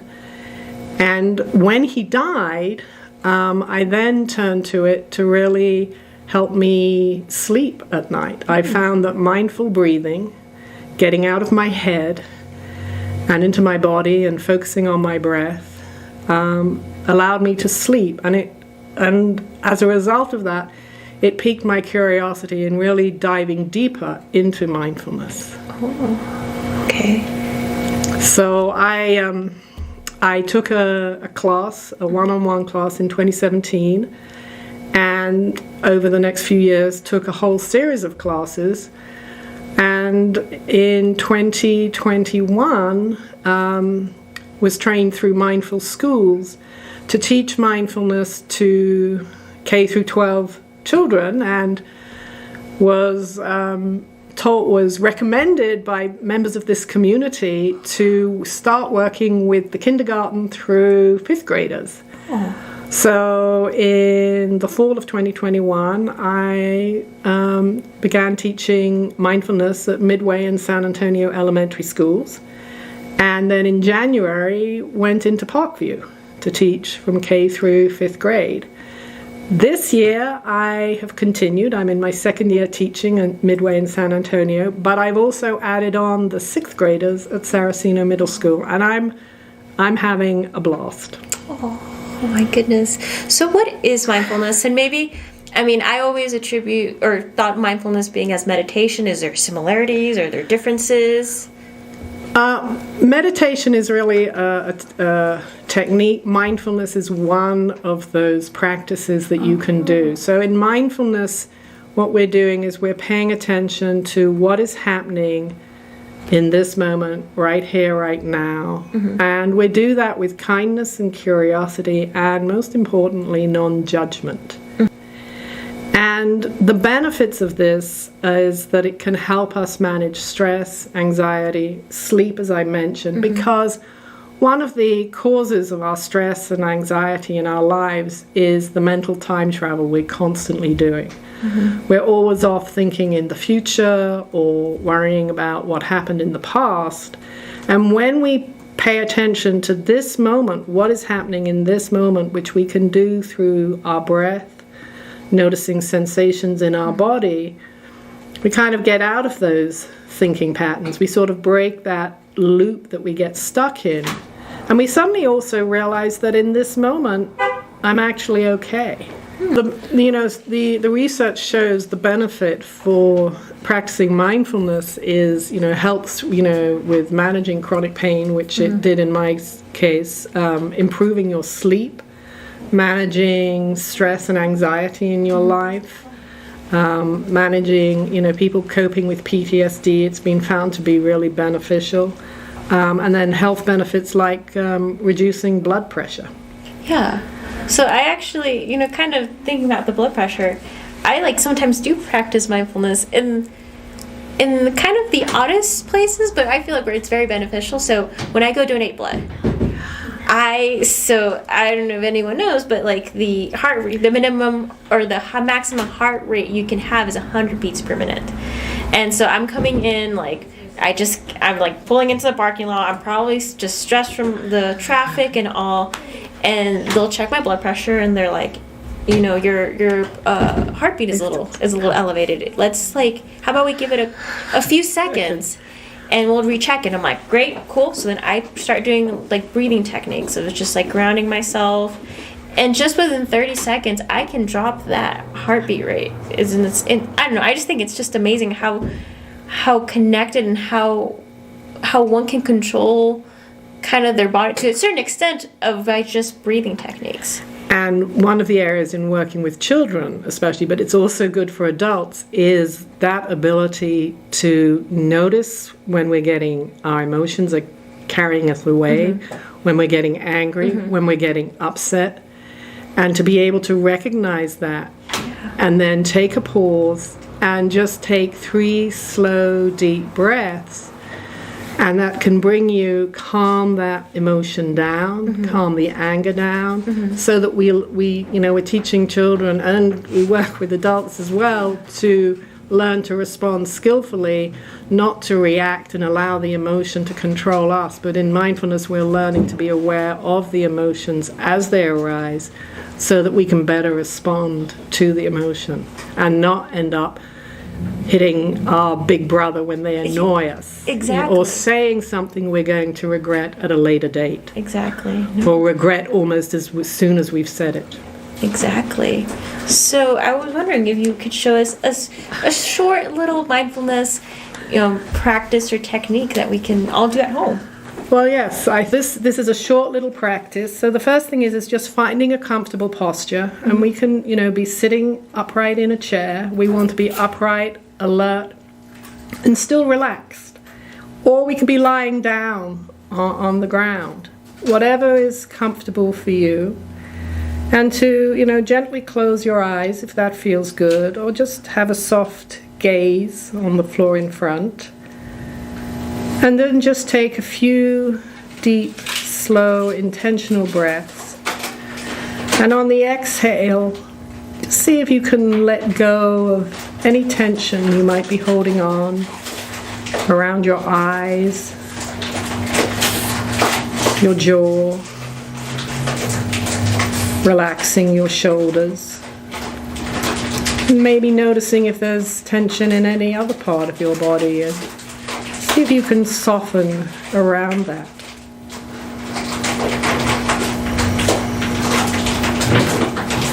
And then let your breath just come to its natural rhythm, its natural pace. And bring your attention down into your feet. Noticing what sensations are present here. Perhaps pressure, tingling, or perhaps no sensations at all.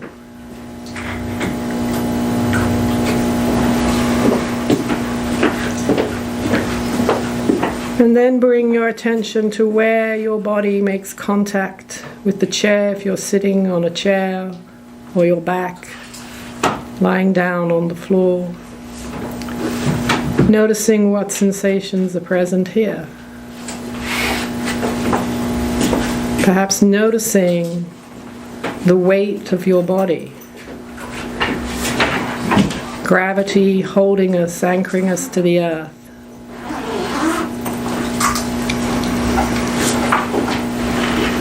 And as you're sitting here, perhaps noticing that your body is breathing.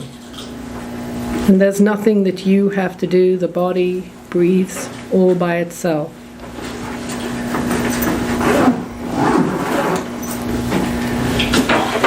And notice where you feel the breath in your body. How do you know your body is breathing? Perhaps feeling the expansion and contraction of the breath in the belly, or the rising and falling of the chest. Or perhaps you're feeling the air in your nostrils, breathing in and breathing out. Wherever you feel the breath most easily in your body, place your attention there for the next few moments. And breathe in and out, noticing the breath at this spot.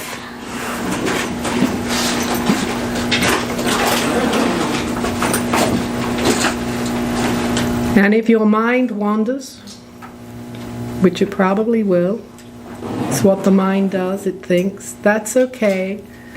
Simply notice that and come back to your breath at the belly, the chest, or the nostrils. Simply breathing in and breathing out.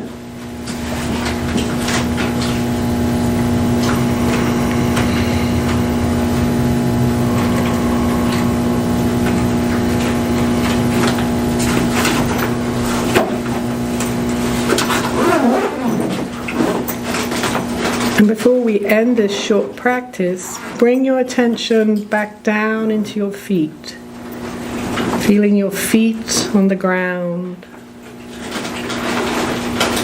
And just taking a moment to appreciate yourself, your goodness, taking this time to practice today. And when you feel ready, to gently open your eyes and reorient yourself to the world around you. Wow. With mindfulness, it's just, when you come out of it, you just feel so relaxed and just so grounded. I feel like with any of this, it's just being grounded.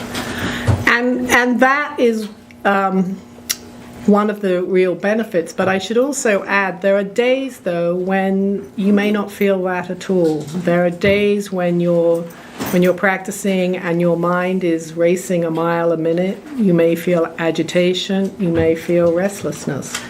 And the practice of mindfulness is actually to be okay with whatever shows up in your practice.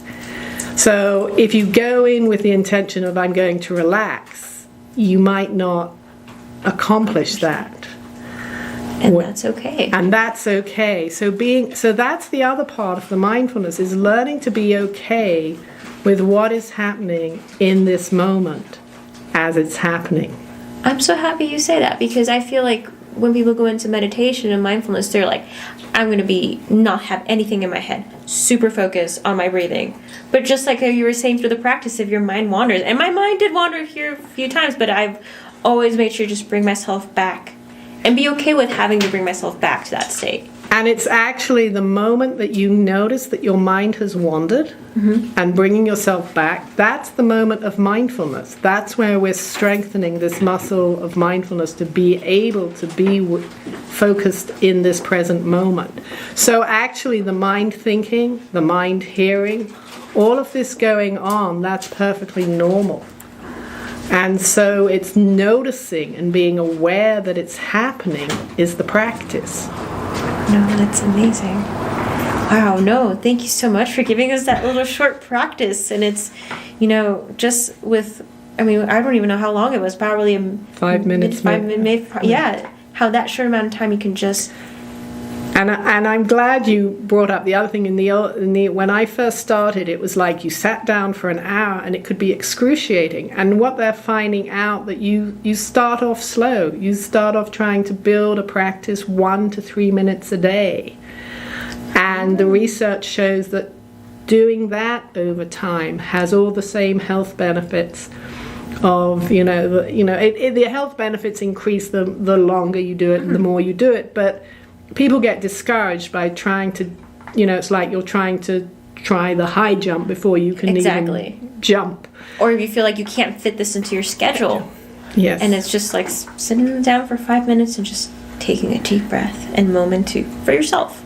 And then, of course, you can use, when I'm teaching at New Mexico Tech, you can say, walking across campus, just mindfully walking. Mm-hmm. Anytime we're paying attention to what we're doing, we're being mindful. Mm-hmm. So whether it's eating, whether it's taking a shower, whether it's washing dishes, if we're actually paying attention to the job at hand as we're doing it, we're being mindful. We're bringing mindfulness to it. So it becomes way more accessible when we start thinking, well, let's start off slow. Let's start off with 1 to 2 minutes a day and fitting it into our busy schedules. And that's sort of the other benefit of mindfulness, because people are feeling so rushed that we're a society where we're on the go, we're doing. And mindfulness sort of takes us out of this and brings us into this moment of, can I just be here right now in this moment and just be? Wow. Well, thank you again, Dr. Wilks, for joining us and giving us this nice little technique and just showing us how to do this practice at home, and opening for some of us like the mind to mindfulness and how we should start incorporating here a little bit here and there throughout our day. And thank you, Veronica, and thank you for doing this for Stomp Out the Stigma. Hello, welcome back. So that was an awesome interview from Maureen on mindfulness, and I think it was a really great thing that we had a little breathing exercise there that we can share with the community. And I like how she definitely focused on how, sometimes with mindfulness, you may not get out what you truly intended to get out. So like she was saying, like, you might not feel relaxed coming out of mindfulness sessions, but it's okay, and it's okay to give yourself grace and be patient with yourself and just try again next time. Yeah, I felt like that was very appropriate this morning with me with working on technology. You know, just give yourself a grace. moment, like breathe. Like, exactly, and that's like giving myself grace has definitely been the phrase for me of the year. It's like give yourself grace, give anyone else grace. That's true too. Like I feel like that's very important. You know, you never know. Like somebody you're dealing with might be having a hard day. Like if you're at mom is getting a bite to eat. Maybe your waitress had like a really tough day. Maybe they had like a bad customer earlier. Yeah. If you're at John Brooks checking out, maybe just like say hi to the cashier. They might be having a bad day too. Exactly. Like, give people some grace. Give people a little leniency. Be kind to each other. Definitely. Yeah. So I think we have been getting some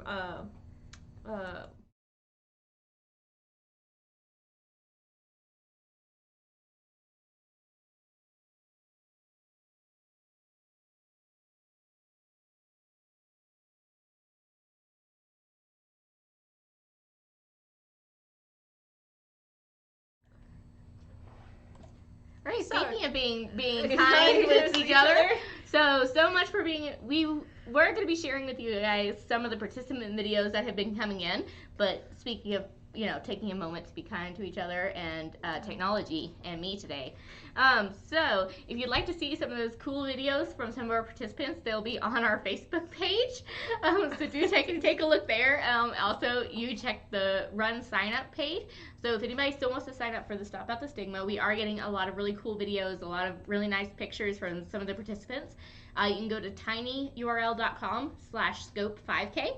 You actually have until midnight tonight to sign up. So you can still sign up. You still get your little swag bag. You get your t-shirt, because these are some awesome t-shirts. Did you guys see the back? Yeah, look at this. Yeah. So, and you can add it to your collection. Like, we actually have some of our old t-shirts kind of behind us. So, like, do sign up. We do a different design each year. It is a yearly event, so keep that in mind, too. So, keep signing up. Check out some of those race participant pictures and videos. I know we've got some times coming in as well, so take a look at those on Facebook, since YouTube Live apparently is a thing that like technology is hard. We'll get there. We'll get there. Also, if anybody watching wants a volunteer opportunity, feel free to come and volunteer with us and run our technology. Yes. We'll figure this out eventually.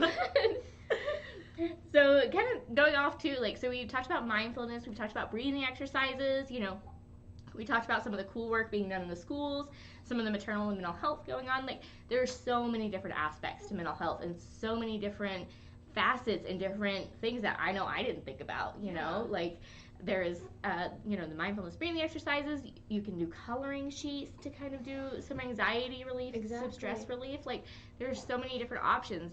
If you don't want to talk to someone, like, talking to someone is still highly recommended. Like, please talk to someone if you're having difficulties. But there's tons of things that you can do on your own as well. And keep in mind, like, not everything might work for you. So one thing I like to do for, like, de-stressing is playing with the fuse beads or the perler beads. Ooh. I love perler beads so much. They're amazing. I love doing the little fine designs. And I wanted to share that with my boyfriend, Sean. And I remember when I bought him his first, like, perler bead set, he was so frustrated. He's like, this is causing me more stress than I already was. But he definitely finds other avenues, too, for coping with stress. And, it's important that people go out and explore what works for them. Like, I like running. I think it's a great way for me to release stress. And I'm having a horrible day, and I just need to really burn off some steam. Yeah. Going for a run. People don't like running. Maybe a walk for them is much better. Yeah. So it's definitely trying to figure out what works for you and what can you fit in your busy schedule too. Yeah, and I think it's important to try lots of different things, because kind of like you're saying, what works for somebody may not work for you, but you may not know quite what works for you. Like trying different things. We've talked about stretching, we've talked about breathing, running, going for a hike, coloring sheets, even just doing some meditation. There's tons of meditations on YouTube that you can do. Like, there's so many different aspects and avenues and ways to kind of de-stress and kind of recenter and refocus your mind. Exactly. And one of the cool ways is actually coming up at Acudetox. So can you tell me a little bit about that? You had a little Acudetox session. So again, technology, and I actually did initially record me getting Acudetox done on me, but the audio didn't work. But it was so weird. So it's basically like just acupuncture where you have needles kind of just stick up on you. but this is all in the ear. And Ruby Mendez, who is the one who gives the Acudetox here in Socorro County, it's basically there's 5 points, and like each point like relates to a certain part of your body, and it doesn't hurt at all. My concern was with needles. It's like, I know, I'm a little scared of needles, like, so it doesn't like. No, you feel like a pinch, just a slight pinch, but that's it. And there's like Really? I didn't experience any bleeding during my session, and it's really nice because you're just there and just relaxing and just kind of just again, grounding yourself, kind of practicing that mindfulness aspect of it. And it's funny because during the whole session, Bernadette comes in and she's like, is she okay? Because I'm just like in a trance, just like sitting down and just like kind of my head low and just kind of just taking a moment. It was about I think like a 30-minute session too. Nice. Yeah, but it was a great thing to kind of, because first of all, I've never heard of it. Yeah. I always thought, I was like, oh, it's just acupuncture, you did it on the back, but this was all done in the ear. And it was just so quick and easy. And, you know, as our next interviewer will explain, like, there's just something where you can even be doing it with a group of people. So even in an hour, you can have, like, up to 8 people experiencing this. Yeah. Interesting. Yeah. Yeah, because I had always heard about, like, you know, acupuncture for, like, you know, like pain relief, you know, and different methods for those. But I hadn't really thought about it being able to be, you know, kind of like a mindfulness experience, kind of like a recentering and kind of like a stress relief thing. I never thought about that. Exactly. And you know, she's been getting a lot of positive reviews from some of the people detained at the Socorro County Detention Center. So it's definitely a popular thing there. Nice. So yeah. Awesome. Well, yeah. Well, let's take a listen and kind of see what Ruby has to say.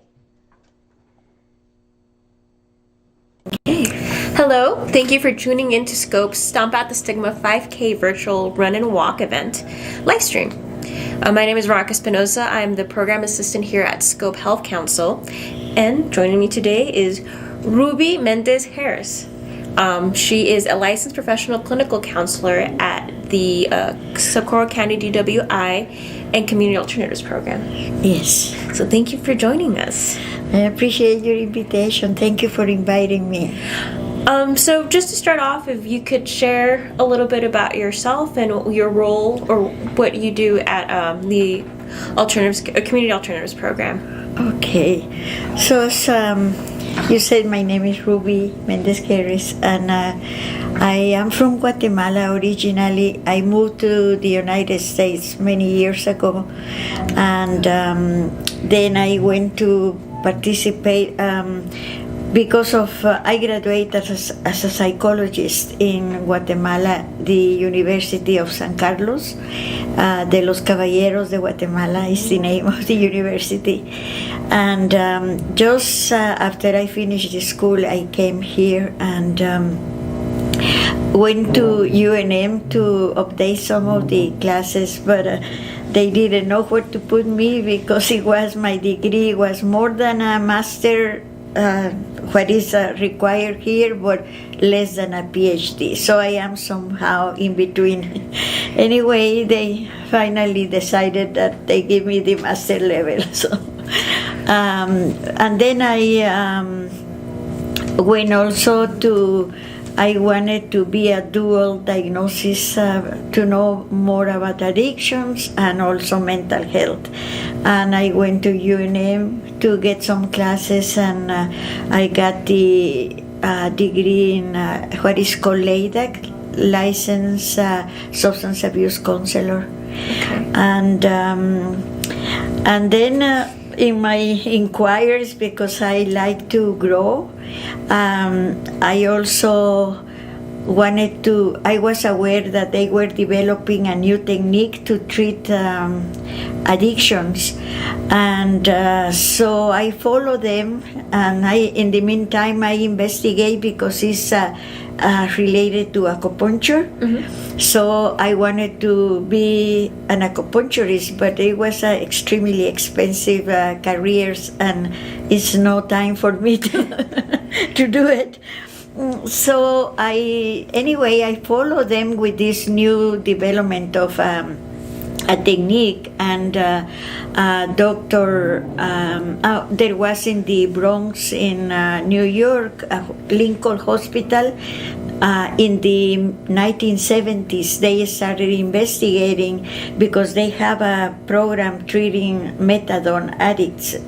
At that time, it was coming the big problems with drugs and methamphetamines, and so they were having this program, and they started treating them, but soon they discovered that they were also implementing this technique that they were studying, and they find out that it was working better for them.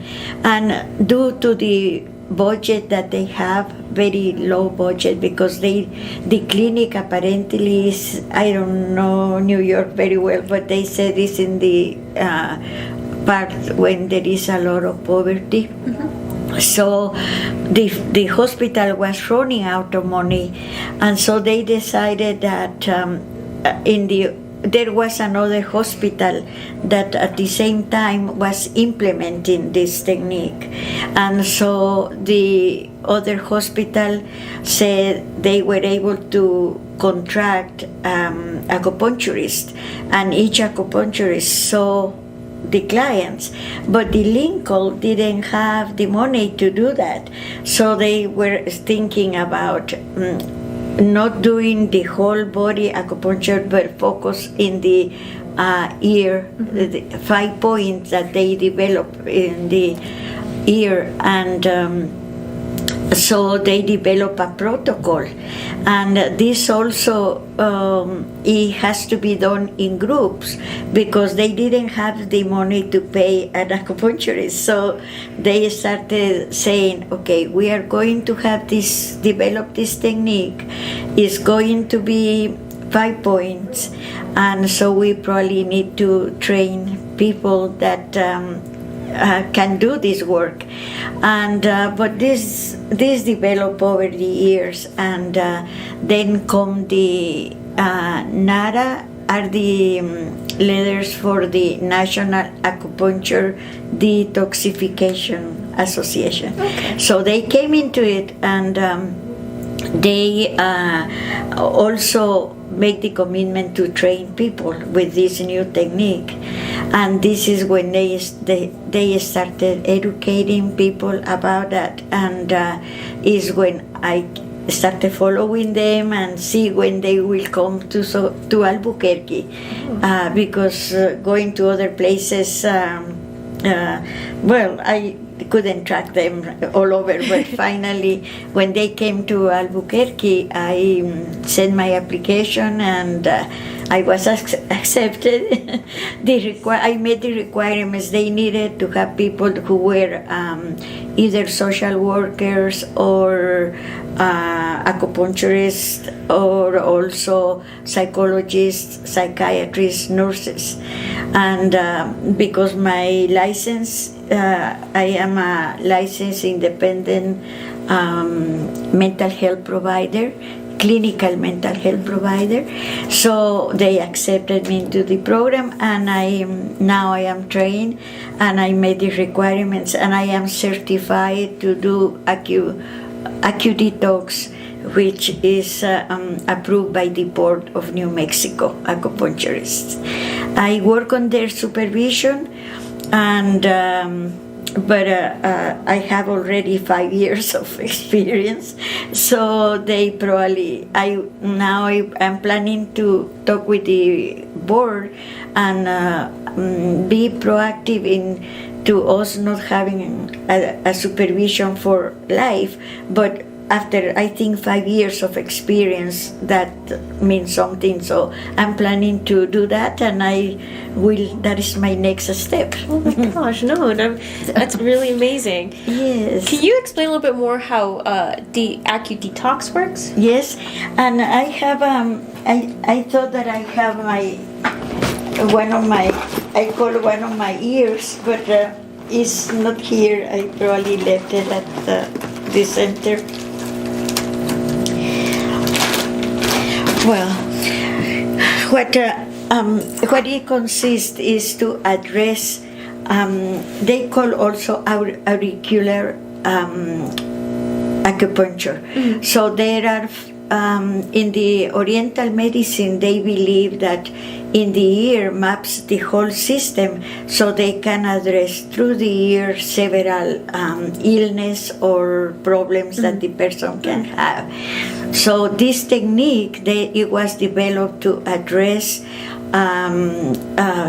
mostly for people who has addictions, because it decreases the cravings and addictions of all drugs. Some people doesn't think that alcohol is a drug, but it's including alcohol. So there is through these 5 points that they developed is geared to help the people with addictions. And in the process of doing this, they also find out that it not just helps addictions, but also helps the people to deal with anxiety and depression. And also I developed the program here for the office, and I made my my progress note, but I believe that the client has to write their own note. So I developed the notes and have it in the car, I hope. When the client has to, after the treatment, they have to write.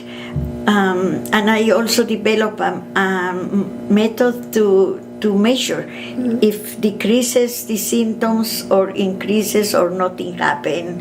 And so they have to document their own what happened, how they feel, and if they even some feelings about what they think about the treatment. And so I am gathering information because I also wanted to do some research and promoted that. And it's a treatment that I think is very helpful financially, because it's low cost. If we see, I am able to see 6 to 8 people in the same for 1 hour, and so that is as opposed of 1 hour for one client.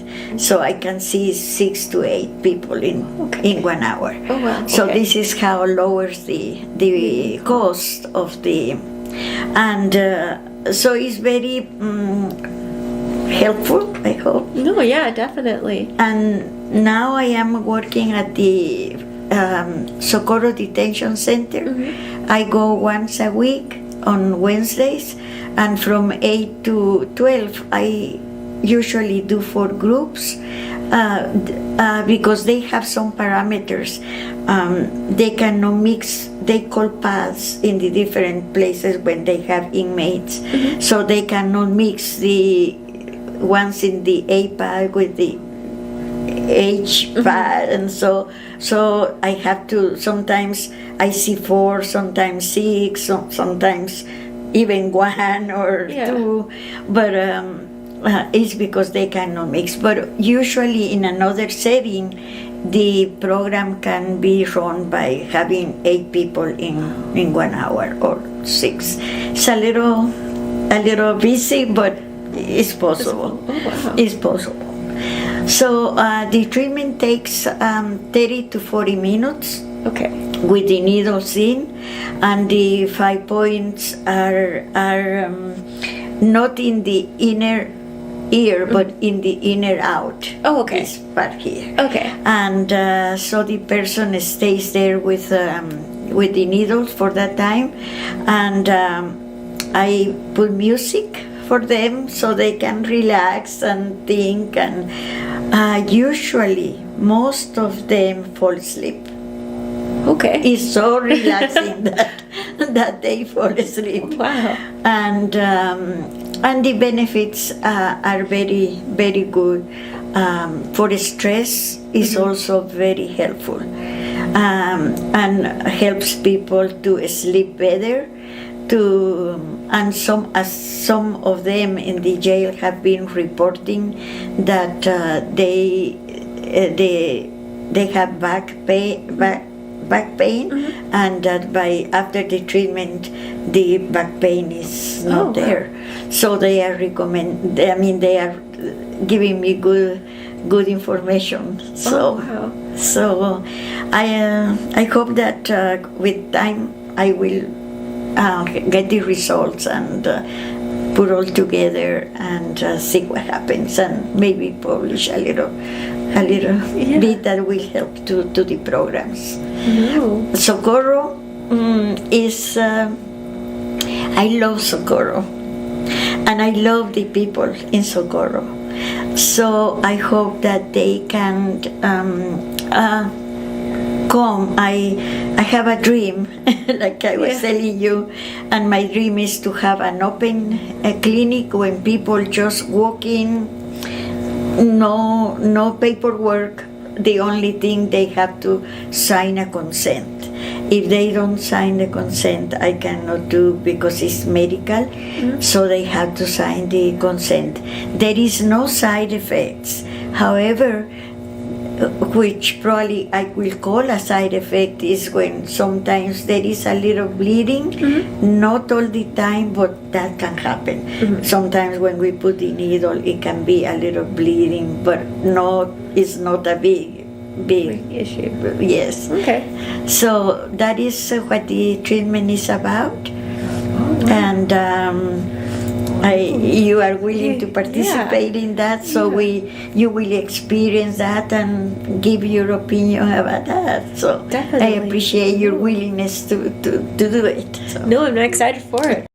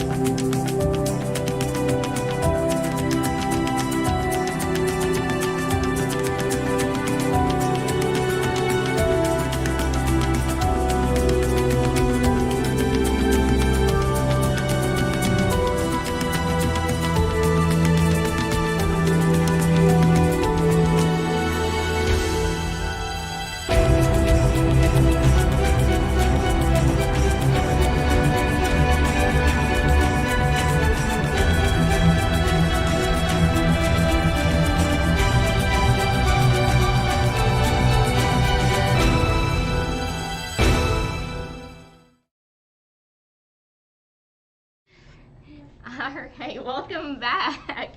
Yeah, that was some really great information about like the Acudetox and stuff like that. And it's a really great experience to like try it out, because I've never done anything like that. I mean, I, for one, don't like needles that much. Like I still have to look away when I get a shot, or when people are like donating blood. I have to look away.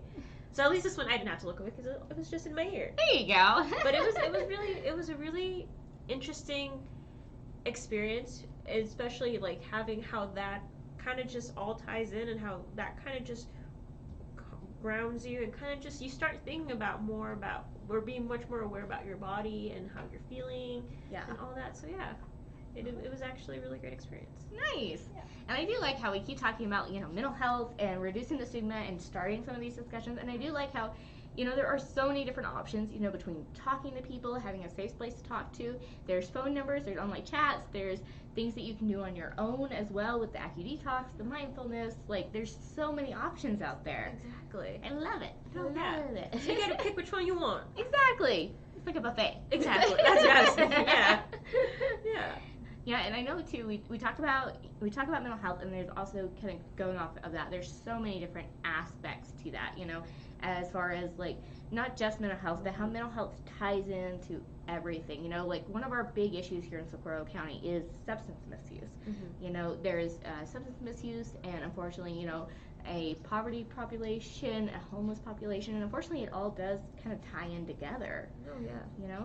And so actually one of our next interviewers is Tucker from Puerto Seguro as well.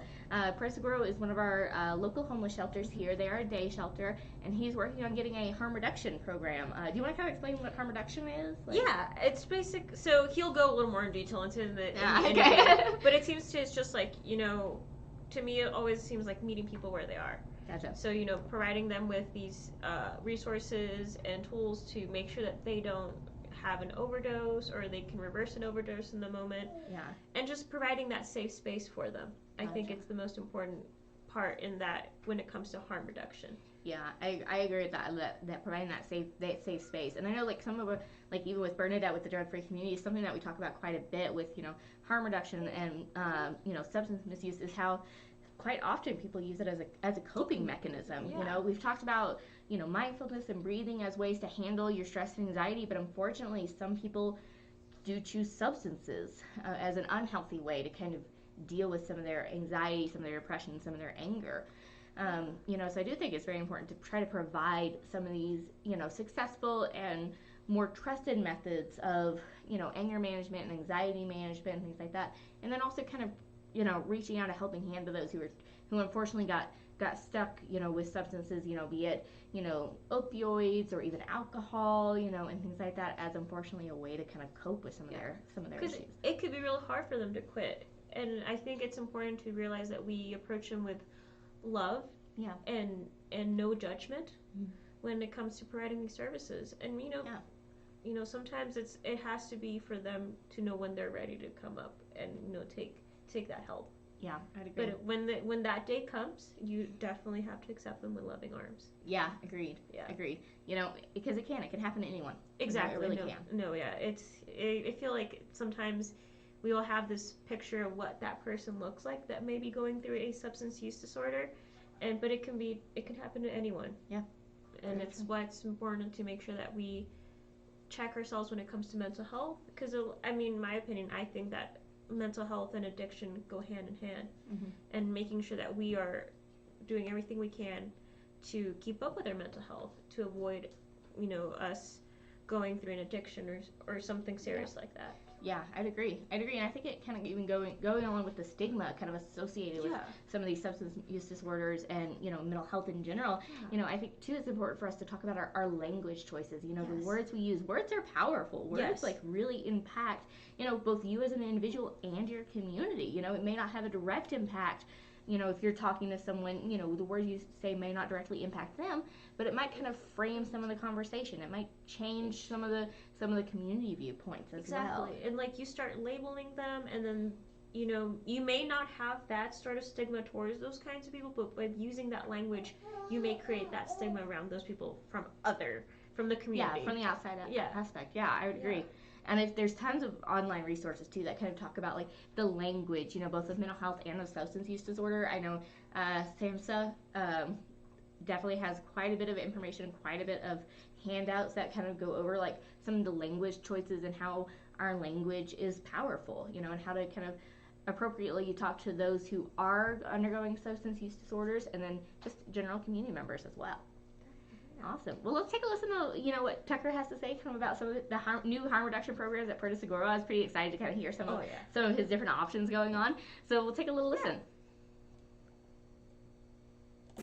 Hello, and thank you for joining us for the Stomp at the Stigma 5K virtual run and walk live stream event that we're having.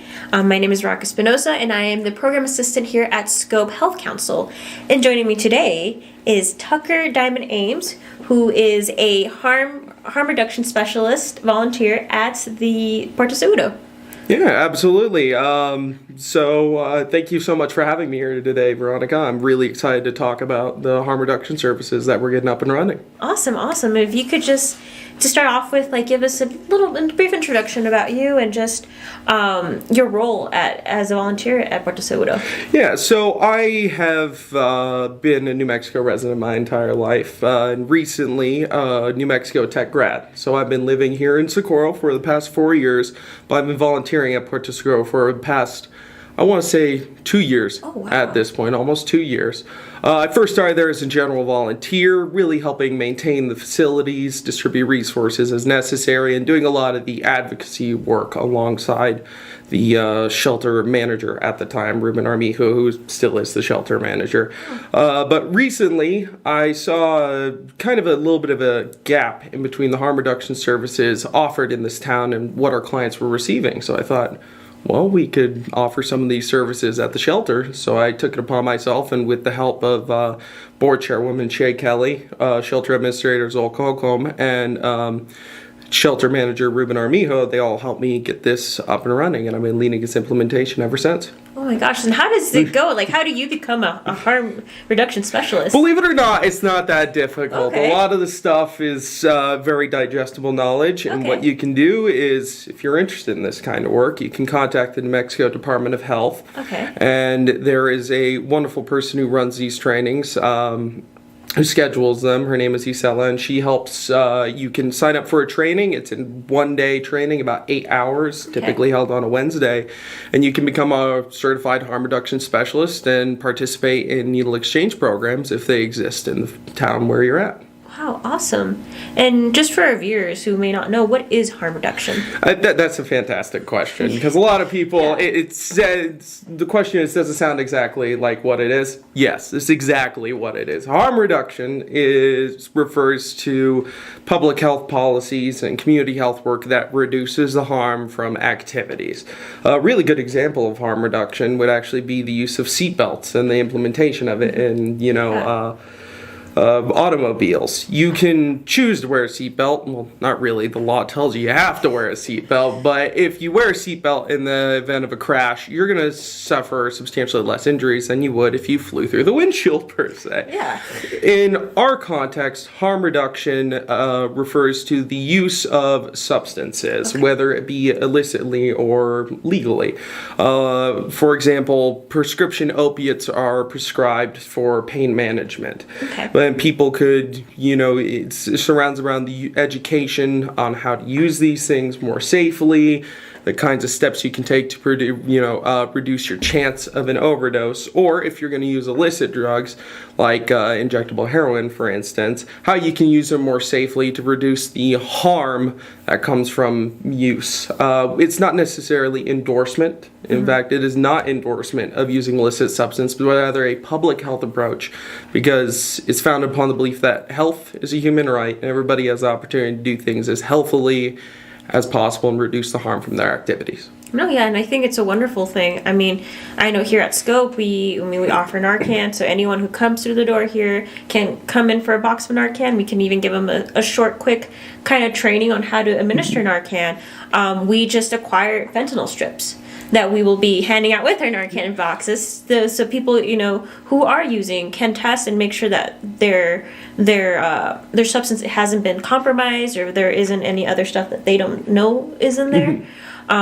So in my opinion, I think that with harm reduction, there was this one quote I heard from a doctor at a fentanyl summit in Albuquerque, where saying the one person I can't help is a dead one. So I think it's definitely important to have these harm reduction sites and offer these services to meet people where they are. And I think it's an amazing. I'm glad that we have it here in Socorro. Yeah, absolutely. And Scope exists along with the Socorro County Public Health Office. Mikhailova Zamora has been working there and instituting getting the harm reduction program there up and running again. So there are actually multiple sites to receive these services around town, and Scope has historically been fantastic. Y'all helped me do Narcan trainings at the school last year, and we actually, we've had people report using those kinds of services, using the Narcan and actually saving some people. Being death is the ultimate harm, we've averted the ultimate harm a few times. So it's wonderful to see everybody working together in this community to do so. Nice. So at Puerto, what specific harm reduction services do you offer? Right now, we are offering Narcan distribution along with fentanyl test strip distribution like y'all. I'm actually going to be traveling down to Las Cruces to get the rest of the supplies for the rest of our program pretty soon here. We're going to be doing needle syringe exchange services and sharps card distribution.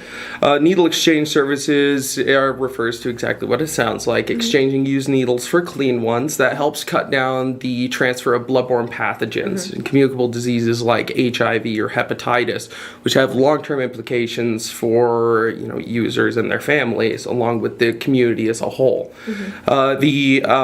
It's also available for diabetics who may not even be able to afford needles. They can actually come in and receive needles through this program as well. The Sharps card refers to a card that allows individuals to carry clean injection equipment without being prosecuted or charged under the law for having paraphernalia. Okay. So we offer giving those cards out to protect individuals from possibly being, prosecuted for having paraphernalia. That does not cover individuals who have dirty needles, though. So it's important that, people go to this exchange regularly in order to receive clean needles and also the education they may want to have. Okay. We will also, pretty soon, we distribute a lot of other safe activity supplies. For example, safe sex supplies. We're going to be distributing condoms pretty soon here. And we offer a great deal of education. That is the cornerstone of harm reduction. We're just here to offer the information our clients may want to have, and they can choose to use whatever they want, and we're not here to judge. We're only here to help. That's awesome. And how do you think harm reduction ties in with mental health?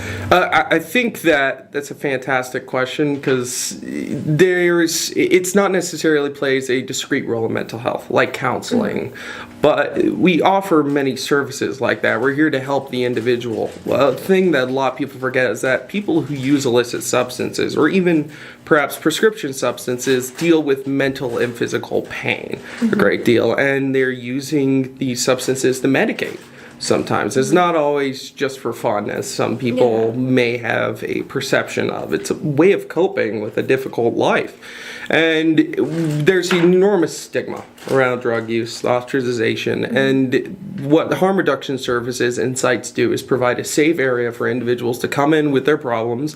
They're free to discuss their problems with us, and we can help them take advantage of our services to help themselves create a better life or a healthier life should they want to do so. It's a culture of acceptance and meeting individuals where they are. And at the end of the day, affirming autonomy, which is incredibly important to maintaining a strong mental image and mental health. No, definitely. And just on that note, when topics of like addiction and, even how we have the language that we're using and, I know just from like looking at or watching webinars, it's like even changing that language of the first person when it comes to addiction. So like not to refer to someone as an addict, but as maybe someone's going through a substance use disorder. And that's kind of that stigma that comes with it and trying to fight that stigma. And I think that with harm reduction services, all that really does help. Absolutely. I mean, a really important thing to point out is that substance use doesn't necessarily indicate dysfunction. There are plenty of individuals who drink socially. That's a use of a substance, but that doesn't mean that you're a vagabond who is out, committing bad things or doing bad things all the time. Substance use doesn't need to operate on that level of stigma of being a bad person because it has nothing to do with the quality of the individual. Exactly. And what other services does Puerto Seguro offer? So Puerto Seguro has been a well-established organization, Socorro, and we offer a lot of things that can help out Socorro residents. We mostly cater to those who are in needier circumstances, the more impoverished and disadvantaged of the community. So we provide hot meals 3 days a week while we're open during our operating hours of 10 to 2. These hot meals are largely sourced from local donations from Walmart and John Brooks. It's fresh food. I would not I always eat the food there because they never use food that they would not eat or I would not eat myself. Okay. So they do those hot meals 3 times a week. They also provide food bags for the days that individuals cannot come into the shelter to get food. So if people find themselves short of food for a bit, they can come in and get a food bag, some canned meals, and also perhaps dried food if they're capable of cook, stuff like that. Like we have enormous cans of beans. There are tons of bags of beans and stuff like that. We also offer hygiene services. So we have 2 showers that are available for use during our operating hours. And that is a fantastic resource for individuals who don't always have running water or may find themselves short on running water for a day and need to get themselves clean. We also offer the whole hygiene kit. So you can get a towel, you can get a hand towel, all the shampoo, conditioner, body wash you need, even razors. So people can maintain themselves in that way, maintain a positive physical health as well. And we also offer a wide range of advocacy services. These range from things like referrals and letters of testament for Section 8 housing, which is low income housing so that people who don't make a lot of money can have a roof over their head. We also acquire important documents. A little while ago, I helped somebody get a birth certificate through the government. You know, these websites are a nightmare to navigate. I've had to do them myself. So it's wonderful to have 2 people working together in order to get that. And our shelter administrator handles a great deal of this. He's actually helped a lot of our clients get onto Medicare and Medicaid. And if I could tell you anything about our health insurance system, the ACA navigating this stuff is difficult. So he's a saint for doing it, and he's helped out a lot of people. Overall, to put it simply, you can come into the shelter if you have a general need. We're going to do our best to fulfill it. That's awesome, and it's a great resource to have here in Socorro. And thank you for you and the shelter managers. You're just doing all this amazing stuff here. It really, the biggest thanks go to shelter administrator Zach Holcomb and shelter manager Ruben Armijo, along with board chairwoman and all of the board members. Really, they're doing a lot of work to make sure these services stay up and running for the greater Socorro community, because we're here to serve everybody. If anybody finds themselves in a pickle, they can come to us and we'll do our darn best to help. Awesome, that's great. Well, thank you again, Tucker, for coming in and doing an interview for us. Yeah, thank you for having me. I was really excited to do this, so I'm glad it got done. And stay tuned for our next interview. Thank you very much. Y'all take care. All right. Harm reduction! Yay! So it really does. I do feel like harm reduction, mental health, it all goes hand in hand, because, harm reduction and mental health, a lot of people, statistically, women tend to attempt to use drugs as their choice of attempting a suicide. Men, firearms, unfortunately, are a #1 cause of suicide. So I think it is very important, as part of harm reduction, to basically lock up your stuff. Drug locks are very important. Prescription lock boxes. We do carry several of those in the office. We have quite a variety to choose from. We have some of these that look like little dictionaries that have little locks in them. They kind of hide on the shelf. Yeah. We have these for free in our office. Anybody in from the community who wants one can have one. You can also get them on Amazon, guys. Yeah. Like, you don't have to, come into our office and knock and be like, hey, can I have, a medication lockbox? Just go to Amazon. It's fine. And I don't want people to think, oh, I don't have a quote-unquote, drug user in my house. I don't need one. Just keeping it out of reach of, kids and pets is really important. Exactly, because, you want to make sure that the people that are in the house are safe. And, kids get into everything. Pets get into everything. Oh, my gosh, yes. So you want to make sure that they're kept safe from whatever you may be taking or might have at home. Yeah, definitely. And kind of in that, too, a lot of people think about disposing of their medication. If you're done with the medication and you don't want to lock it up anymore, safe disposal is very important. We do have safe disposal kits. Don't just flush your medications. That's really bad for the water supply. Don't do that. No, definitely. And it's important to bring awareness to that, because I've had the experience where even a pharmacist telling me you just flushed it down, because I was wanting to get back medications. I know I'm not supposed to flush this, but I also don't want to keep it in my dorm, because I don't need it. I don't really have a safe place to put it. Yeah. Can I just dispose of it? And they're like, well, we can't take it back. Just flush it down the toilet. It's I know that's a big no-no how to do it. So I didn't even realize that there was things like that where you can just Yeah. do it at home and not have to take it to a back, like, what is it called, like, take a back medication? Take back day, yeah. Which they do have those at our local Walmart. One of our local coalitions, the Socorro County Prevention Coalition, helps work with the DEA helps put those on. And so local law enforcement will be set up outside of the Walmart. I believe it's twice a year. I'm pretty sure it's either once or twice a year. Check the Socorro County Prevention Coalition, their Facebook page or their website. It'll give you the dates for those. But you can just bring your medications in and they will dispose of it properly for you. And we do have these for free in the office as well. They're really simple to use. You just, rip the top of them off. They've got a little, like, press seal. There's a little bag of essentially like an activated charcoal, like, concrete type mix. So you just put some water in it, put your medications in there, seal it up, give it a shake, and it makes like a hard plug. And then you can just throw this in the trash. It keeps, like, if you throw your medications straight into the trash, it'll go to landfill, and then you run the risk of, like, wildlife getting into it, or kind of the same thing, kids, pets, things like that, going through your trash can at home. I know my dog, I love my dog to death, but he's so bad about getting into the trash, like, so bad about it. And so if you do something like this, you don't have to worry about it. It's perfectly safe. And I think also the sheriff or the police department here has a drop box for it. Yeah, there are drop boxes. And we do have rat cards too if anybody wants some information about, where the drop boxes are located and things like that. Like I said, the Socorro County Prevention Coalition has that information on their pages, but we do have some rat cards from them as well that show, like, where these locations are.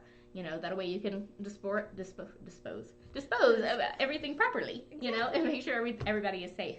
And kind of like that too, gun locks, gun safety, guys. Like, it's so important. One of the tragic things about suicide and about some of these mental health concerns is it can happen very, very quickly.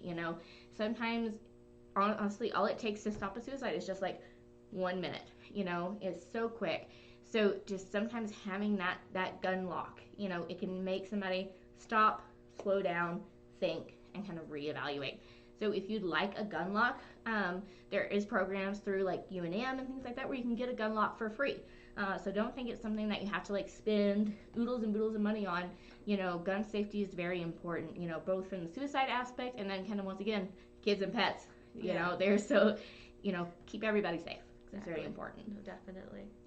And we also talked about, Tucker mentioned Narcan. You want to explain a little bit about Narcan and kind of give us some information on that? So, correct me if I'm wrong, because I'm probably going to mispronounce a lot of these words. So, it is a opioid antagonist. Yes. And it's basically, when you get Narcan box right here, and it's the generic name is naloxone. Naloxone. Naloxone is the drug name. Yeah. Sorry, naloxone is the drug name. But this is just basically a little kind of a spray.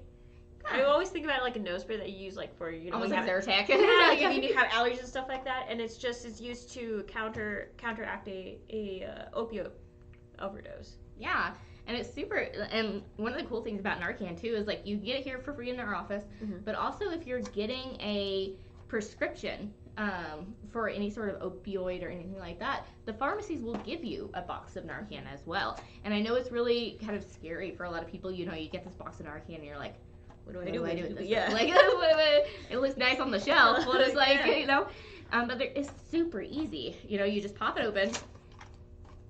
You can pop it open a lot nicer than that. But, they just come right out of the box. Your box comes with 2 doses. 2 doses. They look right like this. They're super, super quick, super easy. Don't let it be scary. You just pop it open, and if you're hesitant about Narcan and you don't understand it, like, there's tons of directions in here. Under the back flap, there's quick, easy instructions. It's just as simple as 1, 2, 3. Like, identify an overdose. Check to make sure somebody's breathing. If somebody's not breathing, or if you see any blue tinting to their lips, to their fingernails, something like that, can be a sign of an overdose. So you check for responsiveness, and then you just give Narcan nasal spray, which is super easy. You take it out, kind of like you said, like an allergy med. Yeah. You just insert this up their nose and then spray. And the nice thing about it is if you're not sure if it's an overdose or anything like that, it's perfectly safe to still give this. If it's not an opioid, then it doesn't do anything. It just binds to the opioid receptors, to kick that opioid off the receptor. And so if there's no opioids in the system, it'll just bind to the receptor and then just sit there and not do anything.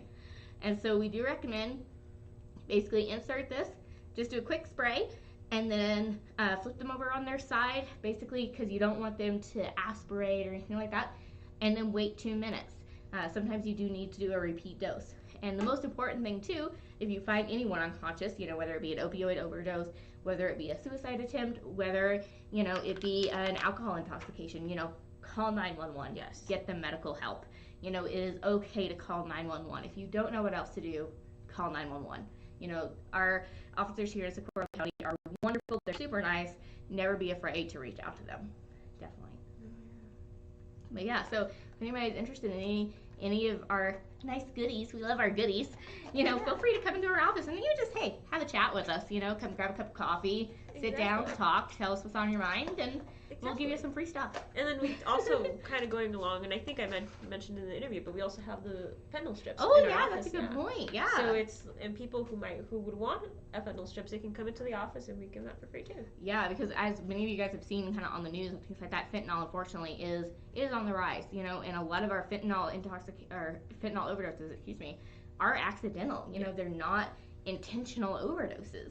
Fentanyl is so potent, and it is unfortunately being contaminated with so many other medications that, it just takes once. So you're right, we do have those fentanyl test strips for free if anybody wants those, and Puerto Seguro also has those. And the Department of Health, Public Health Office also is a good source for those. So we definitely have options here in Socorro County. I'm always amazed at how many resources there are. It's crazy. Exactly. No. Yeah. Yeah. So yeah, if anybody wants any of our our lock boxes, our drug disposal kits, our fentanyl test strips, anything like that, please come into the office. Because like we said, unfortunately, substance misuse and mental health, they go hand in hand. Substances are not a good way to cope with your anxiety. They are not a good way to cope with your stressors. There are better options, and there's resources out there. There's counseling available. There's hotlines. There's the New Mexico Crisis Line. There's the 988. There's the Rural Mental Health. There's the New Mexico Tech Counseling. There's the Acudetox with DWI. There's mindfulness practices. There's so many options. We want to help you guys. We want to get you the resources that are available. We definitely want to connect people and resources. Definitely. So kind of speaking of, we also have we have another interview too from one of the professors at Tech as well. Yulia is wonderful. She's been helping us with our mental health collaborative, which also, if anybody wants to be a part of the mental health collaborative, we do have that going on as well. We'd love to kind of get people's feedback, kind of what some of your concerns are about mental health, what kind of topics you'd like to see discussed. We do have the mental health collaborative. You can get some information about that on our website. But I thought Yulia gave a really nice kind of new perspective to mental health concerns in Socorro County. Definitely. Yeah, so we'll take a little listen to that.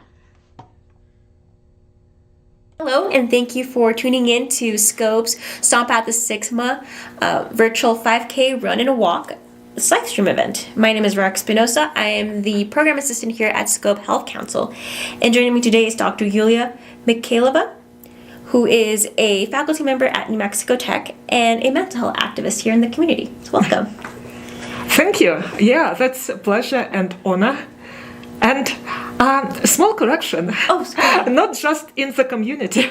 I'm actually involved in a number of nationwide organizations. Oh wow! Oh, awesome! No, that's amazing. No, thank you so much for all your hard work here. So, if you could just give us a brief introduction of who you are here in the community, and your role here as a mental health activist. Okay, so I am with New Mexico Tech. I teach history, and well, I am more maybe exploring activism because I never was an activist in my life before, besides signing petitions or participating in events, but never organizing anything myself. I am this kind of quiet, bookish type who likes to stay in the library or at my desk, at my computer, in my classroom, but I was never an activist type. But this changed 3 years ago when my daughter, who was then a student at the University of Michigan, had a mental health crisis, and somebody called what they misleadingly call helpline. expecting help, but instead of help, she was harmed greatly, and she barely escaped permanent damage, and it's not even escaped. Actually, I was able, with great struggle, with great difficulty, to liberate her from a terrible place where they sent her without asking her or family's consent.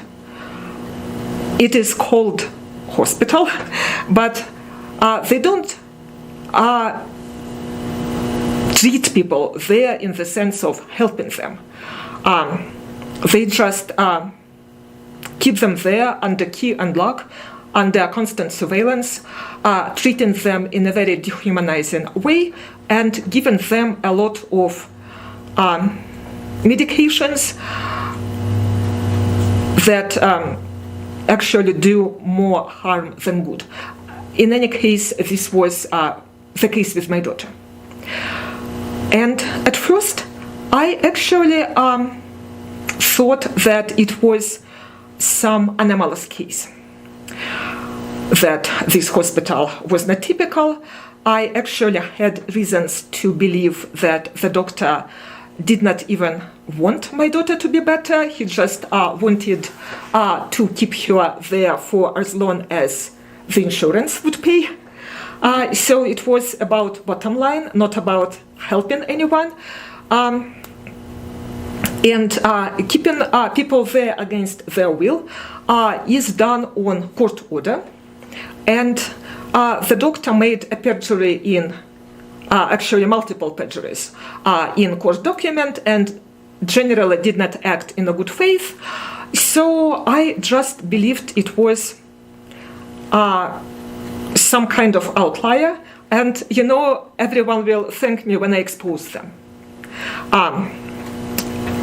There were other people in the town and in that hospital who were very unhappy about the hospital, about the doctor, and I was like, I will now complain to state health department, to various agencies doing licensure, and so on and so on.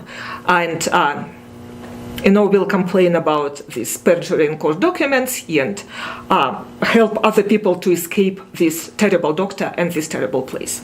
And when I started this process, it turned out that actually the case is typical. In terms of, doctor is making perjury in court document. I was told by absolutely everyone I contacted. So first, perjury in court document, it's serious, or tell us more. Or what? Court hearing for psychiatric treatment, or who cares? Or people said me in so many words, or psychiatrists do this all the time. So I still hope to have this doctor and this hospital accountable. Even though my hopes are not high, it's been 3 years since, but those efforts brought me in contact with various activists and people who call themselves psychiatric survivors, those who were mistreated, abused, and in various ways victimized. And then this experience also brought me with some amazing mental health professionals, amazing psychiatrists, clinical workers, who practice methods that actually help, that have amazing results. And they are very little known and very underfunded. And what I really want as a community activist, I want to bring those methods to Socorro. And what are those methods? Well, after I finally got my daughter out of that terrible place, I started reading medical literature nonstop to understand what's going on. Actually, what are those methods? And what I found out, and everything that I say from this point on is based on publications in leading peer-reviewed medical journals. None of it is alternative, quote unquote, in the sense like people talk about, like, prayer helps you. I mean, maybe it does, maybe it does not, but it's not what I'm talking about. So I am talking about methods that are evidence-based, with evidence in good medical science. So I found that actually the best treatment for first episode psychosis is called open dialogue. Okay. It was invented in the 1980s in Finland, in the province that had a very high rate of schizophrenia. That was a big problem for them. Okay. And Finnish psychiatrists who worked in this province actually developed this method.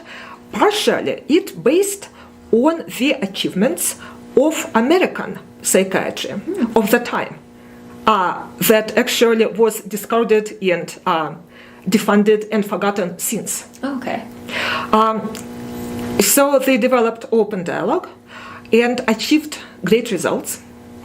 They decreased the rates of schizophrenia in their province dramatically because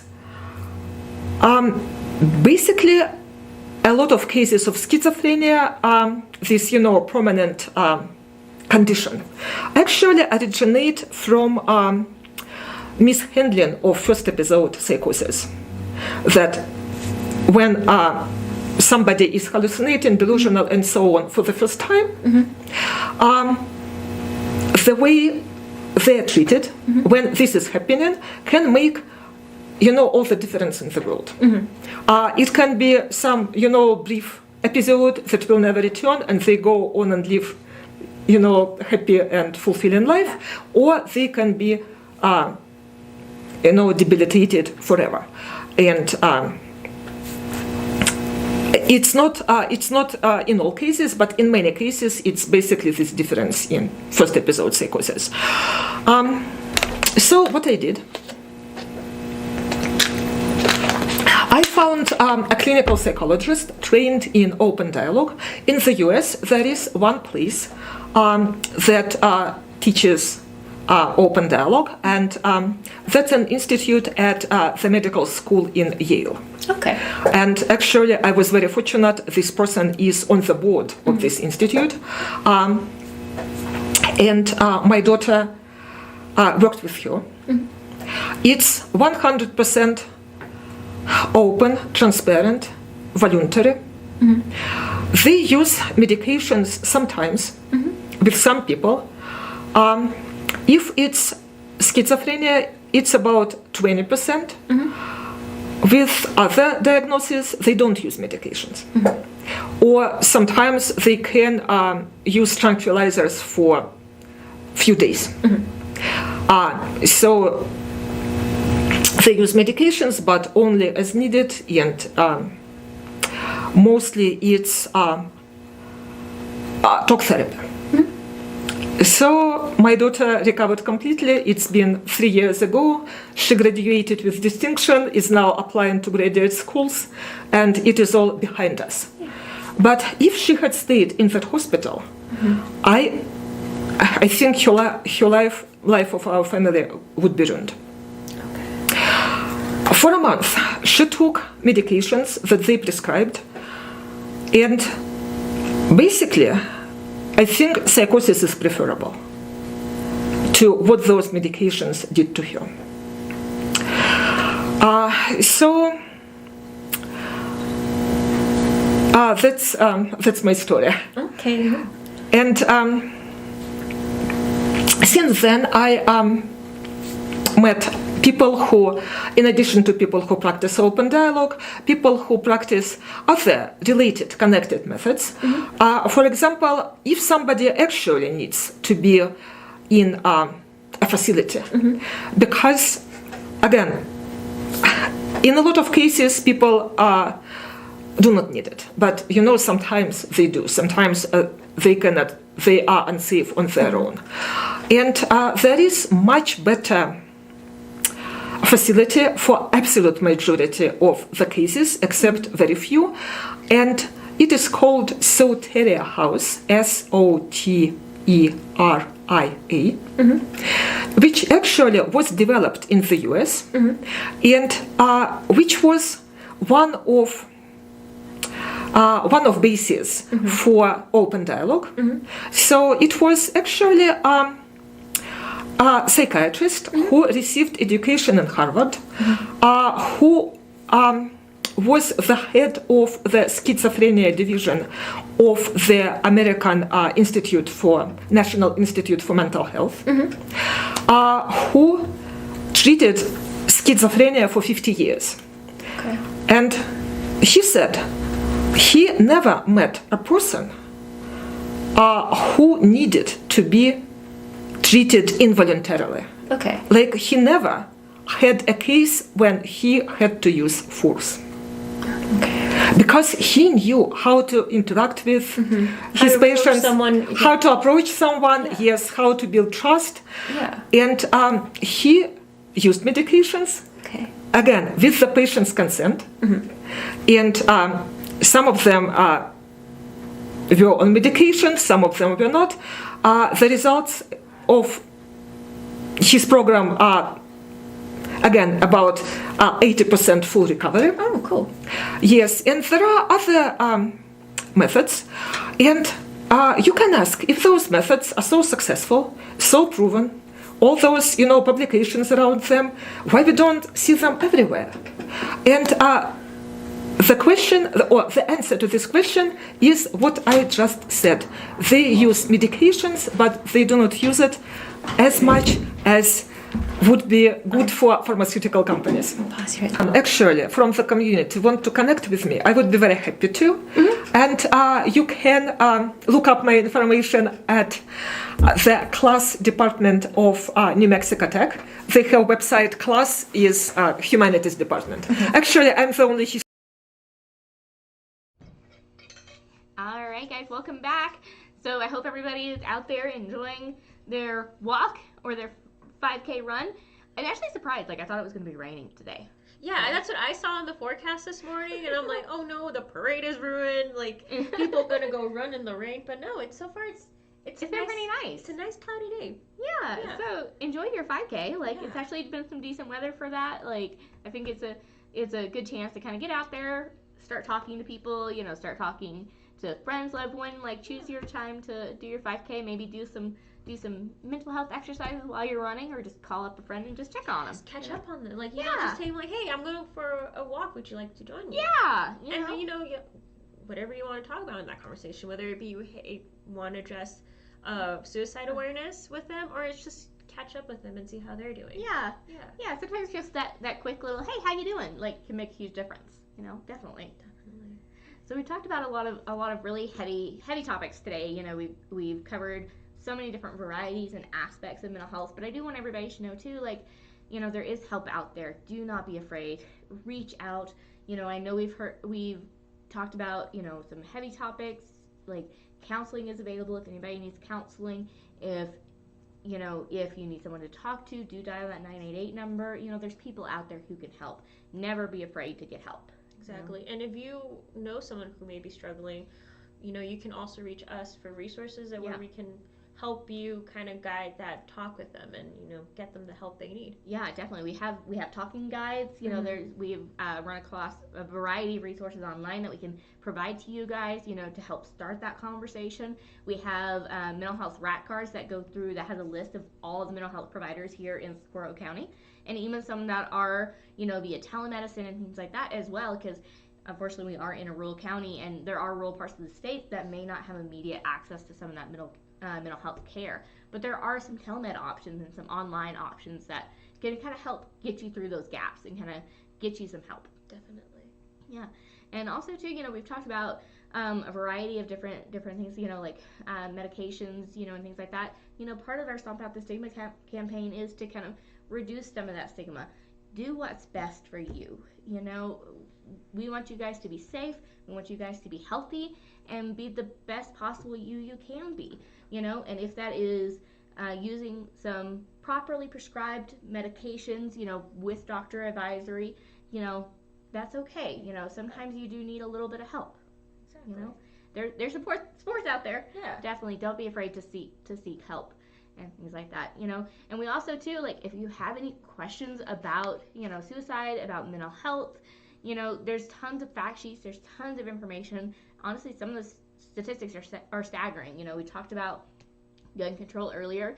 Unfortunately, middle-aged men are our most at-risk group. You know, we think about youth a lot, with which youth, you know, they are definitely impacted. It is very important to talk to our youth, but also, like, don't forget your husbands, don't forget your neighbors, like your brother. Yeah. They're definitely at risk. And I know there's a lot of, unfortunately, with men in our society, there's a lot of stigma, you know, for those guys to talk about what's bothering them, to really open up. I feel like as women, we're kind of a little bit more able. Like we're given that space to really come and talk about our emotions. Well, sometimes men may not feel comfortable enough to come out and say, like, hey, I'm having a rough day, or hey, I'm stressed about paying the bills this month and stuff like that, because they're, a lot of times we see them as someone that's a protector and always has to be strong, and you know, they also need that support too. Yeah, and they need a free, safe space to talk. Exactly. So take them out for coffee. Yeah. You know, it doesn't take anything to just be like, hey, you know, let's go grab a cup of coffee, and maybe you're, you know, like, if, you know, you're talking to your brother or something like that and you don't think that he'll feel open with you, maybe talk to someone else and be like, hey, why don't you go take George out for a cup of coffee? You know, just check in with them. I'm concerned. You know, I just want somebody to kind of reach in. And I think it's important, too, to kind of think about some of our cultural aspects, too. You know, there's so many different, kind of like you were talking about, like the providers, you know, and not being able to feel open. There's so many different cultures where you do have that kind of stigma about opening up, you know. And so I do think it's important to kind of break down some of those barriers. Exactly. You know, making sure that, because, I mean, in all reality, this is like, we're all in this together, both men, women, whatever gender you identify with, we're all in this together, and we all go through all this, through hard times and anxiety and, you know, sadness, and we just got to make sure we have an open space for anyone who wants to. Yeah, I agree. I don't want to do that cheesy kumbaya moment, but at the same time, like, you know, you're exactly right. Like, I think it was very important. Like, actually, one of our events a couple of years ago was we showed the ripple effect. If anybody has not seen that documentary, I highly recommend. It tells the story of Kevin Hines, who attempted suicide by jumping off the Golden Gate Bridge, and he actually survived. And so it's him telling the story, but one of the big effects is that ripple effect that he talks about. You know, how unfortunately one suicide or one mental health crisis can be felt across communities, you know, and so it impacts all of us. You know, and so we are all in this together. You know, we are one community. You know, one world. Yeah. You know, so I think it is important to reach out and talk to each other. You know, get those one-on-one moments. Exactly, especially here in Socorro County. Like, we may be large geographically, but everyone knows everyone. And, you know, something like that happening in our community has a huge impact on our youth, on our community members. And it's important that, you know, we make sure we look out for one another. Agreed. Very much agreed. Yeah, and so if anybody wants any sort of information, like we've said all throughout this live stream, there are resources out there. Please seek help. Seek somebody to talk to. If you're concerned about one of your loved ones even, and you're not concerned about yourself, reach out to them. If you need help, there is help there. We can provide you with resources. We can provide you with information. If you want any of these handouts, we even have some information and some fact sheets. Please go to our website at www.scopehealthcouncil.com. We have tons of other videos here on our YouTube channel as well that can kind of help break some of these barriers down and help start some of this dialogue. We also have several resources that we've been putting on our Facebook page all day long. So please, you know, let's stomp out the stigma. Let's start some of this dialogue, and let's really kind of work together to kind of address some of these mental health concerns in our community. Yeah. So we'll kind of wrap it up today. We've got some slideshows from some of our participants. So we'll pop that up on the screen so that some of you guys can see some of the race participants and who's coming in first and things like that. But please, you know, don't hesitate to reach out. Call 988 if you need help. we're all in this together. You know, we're all one big community, and so together we can make change. Definitely. All right, thanks guys. And so let's take a look at some of those slideshows, and we'll be back in a minute.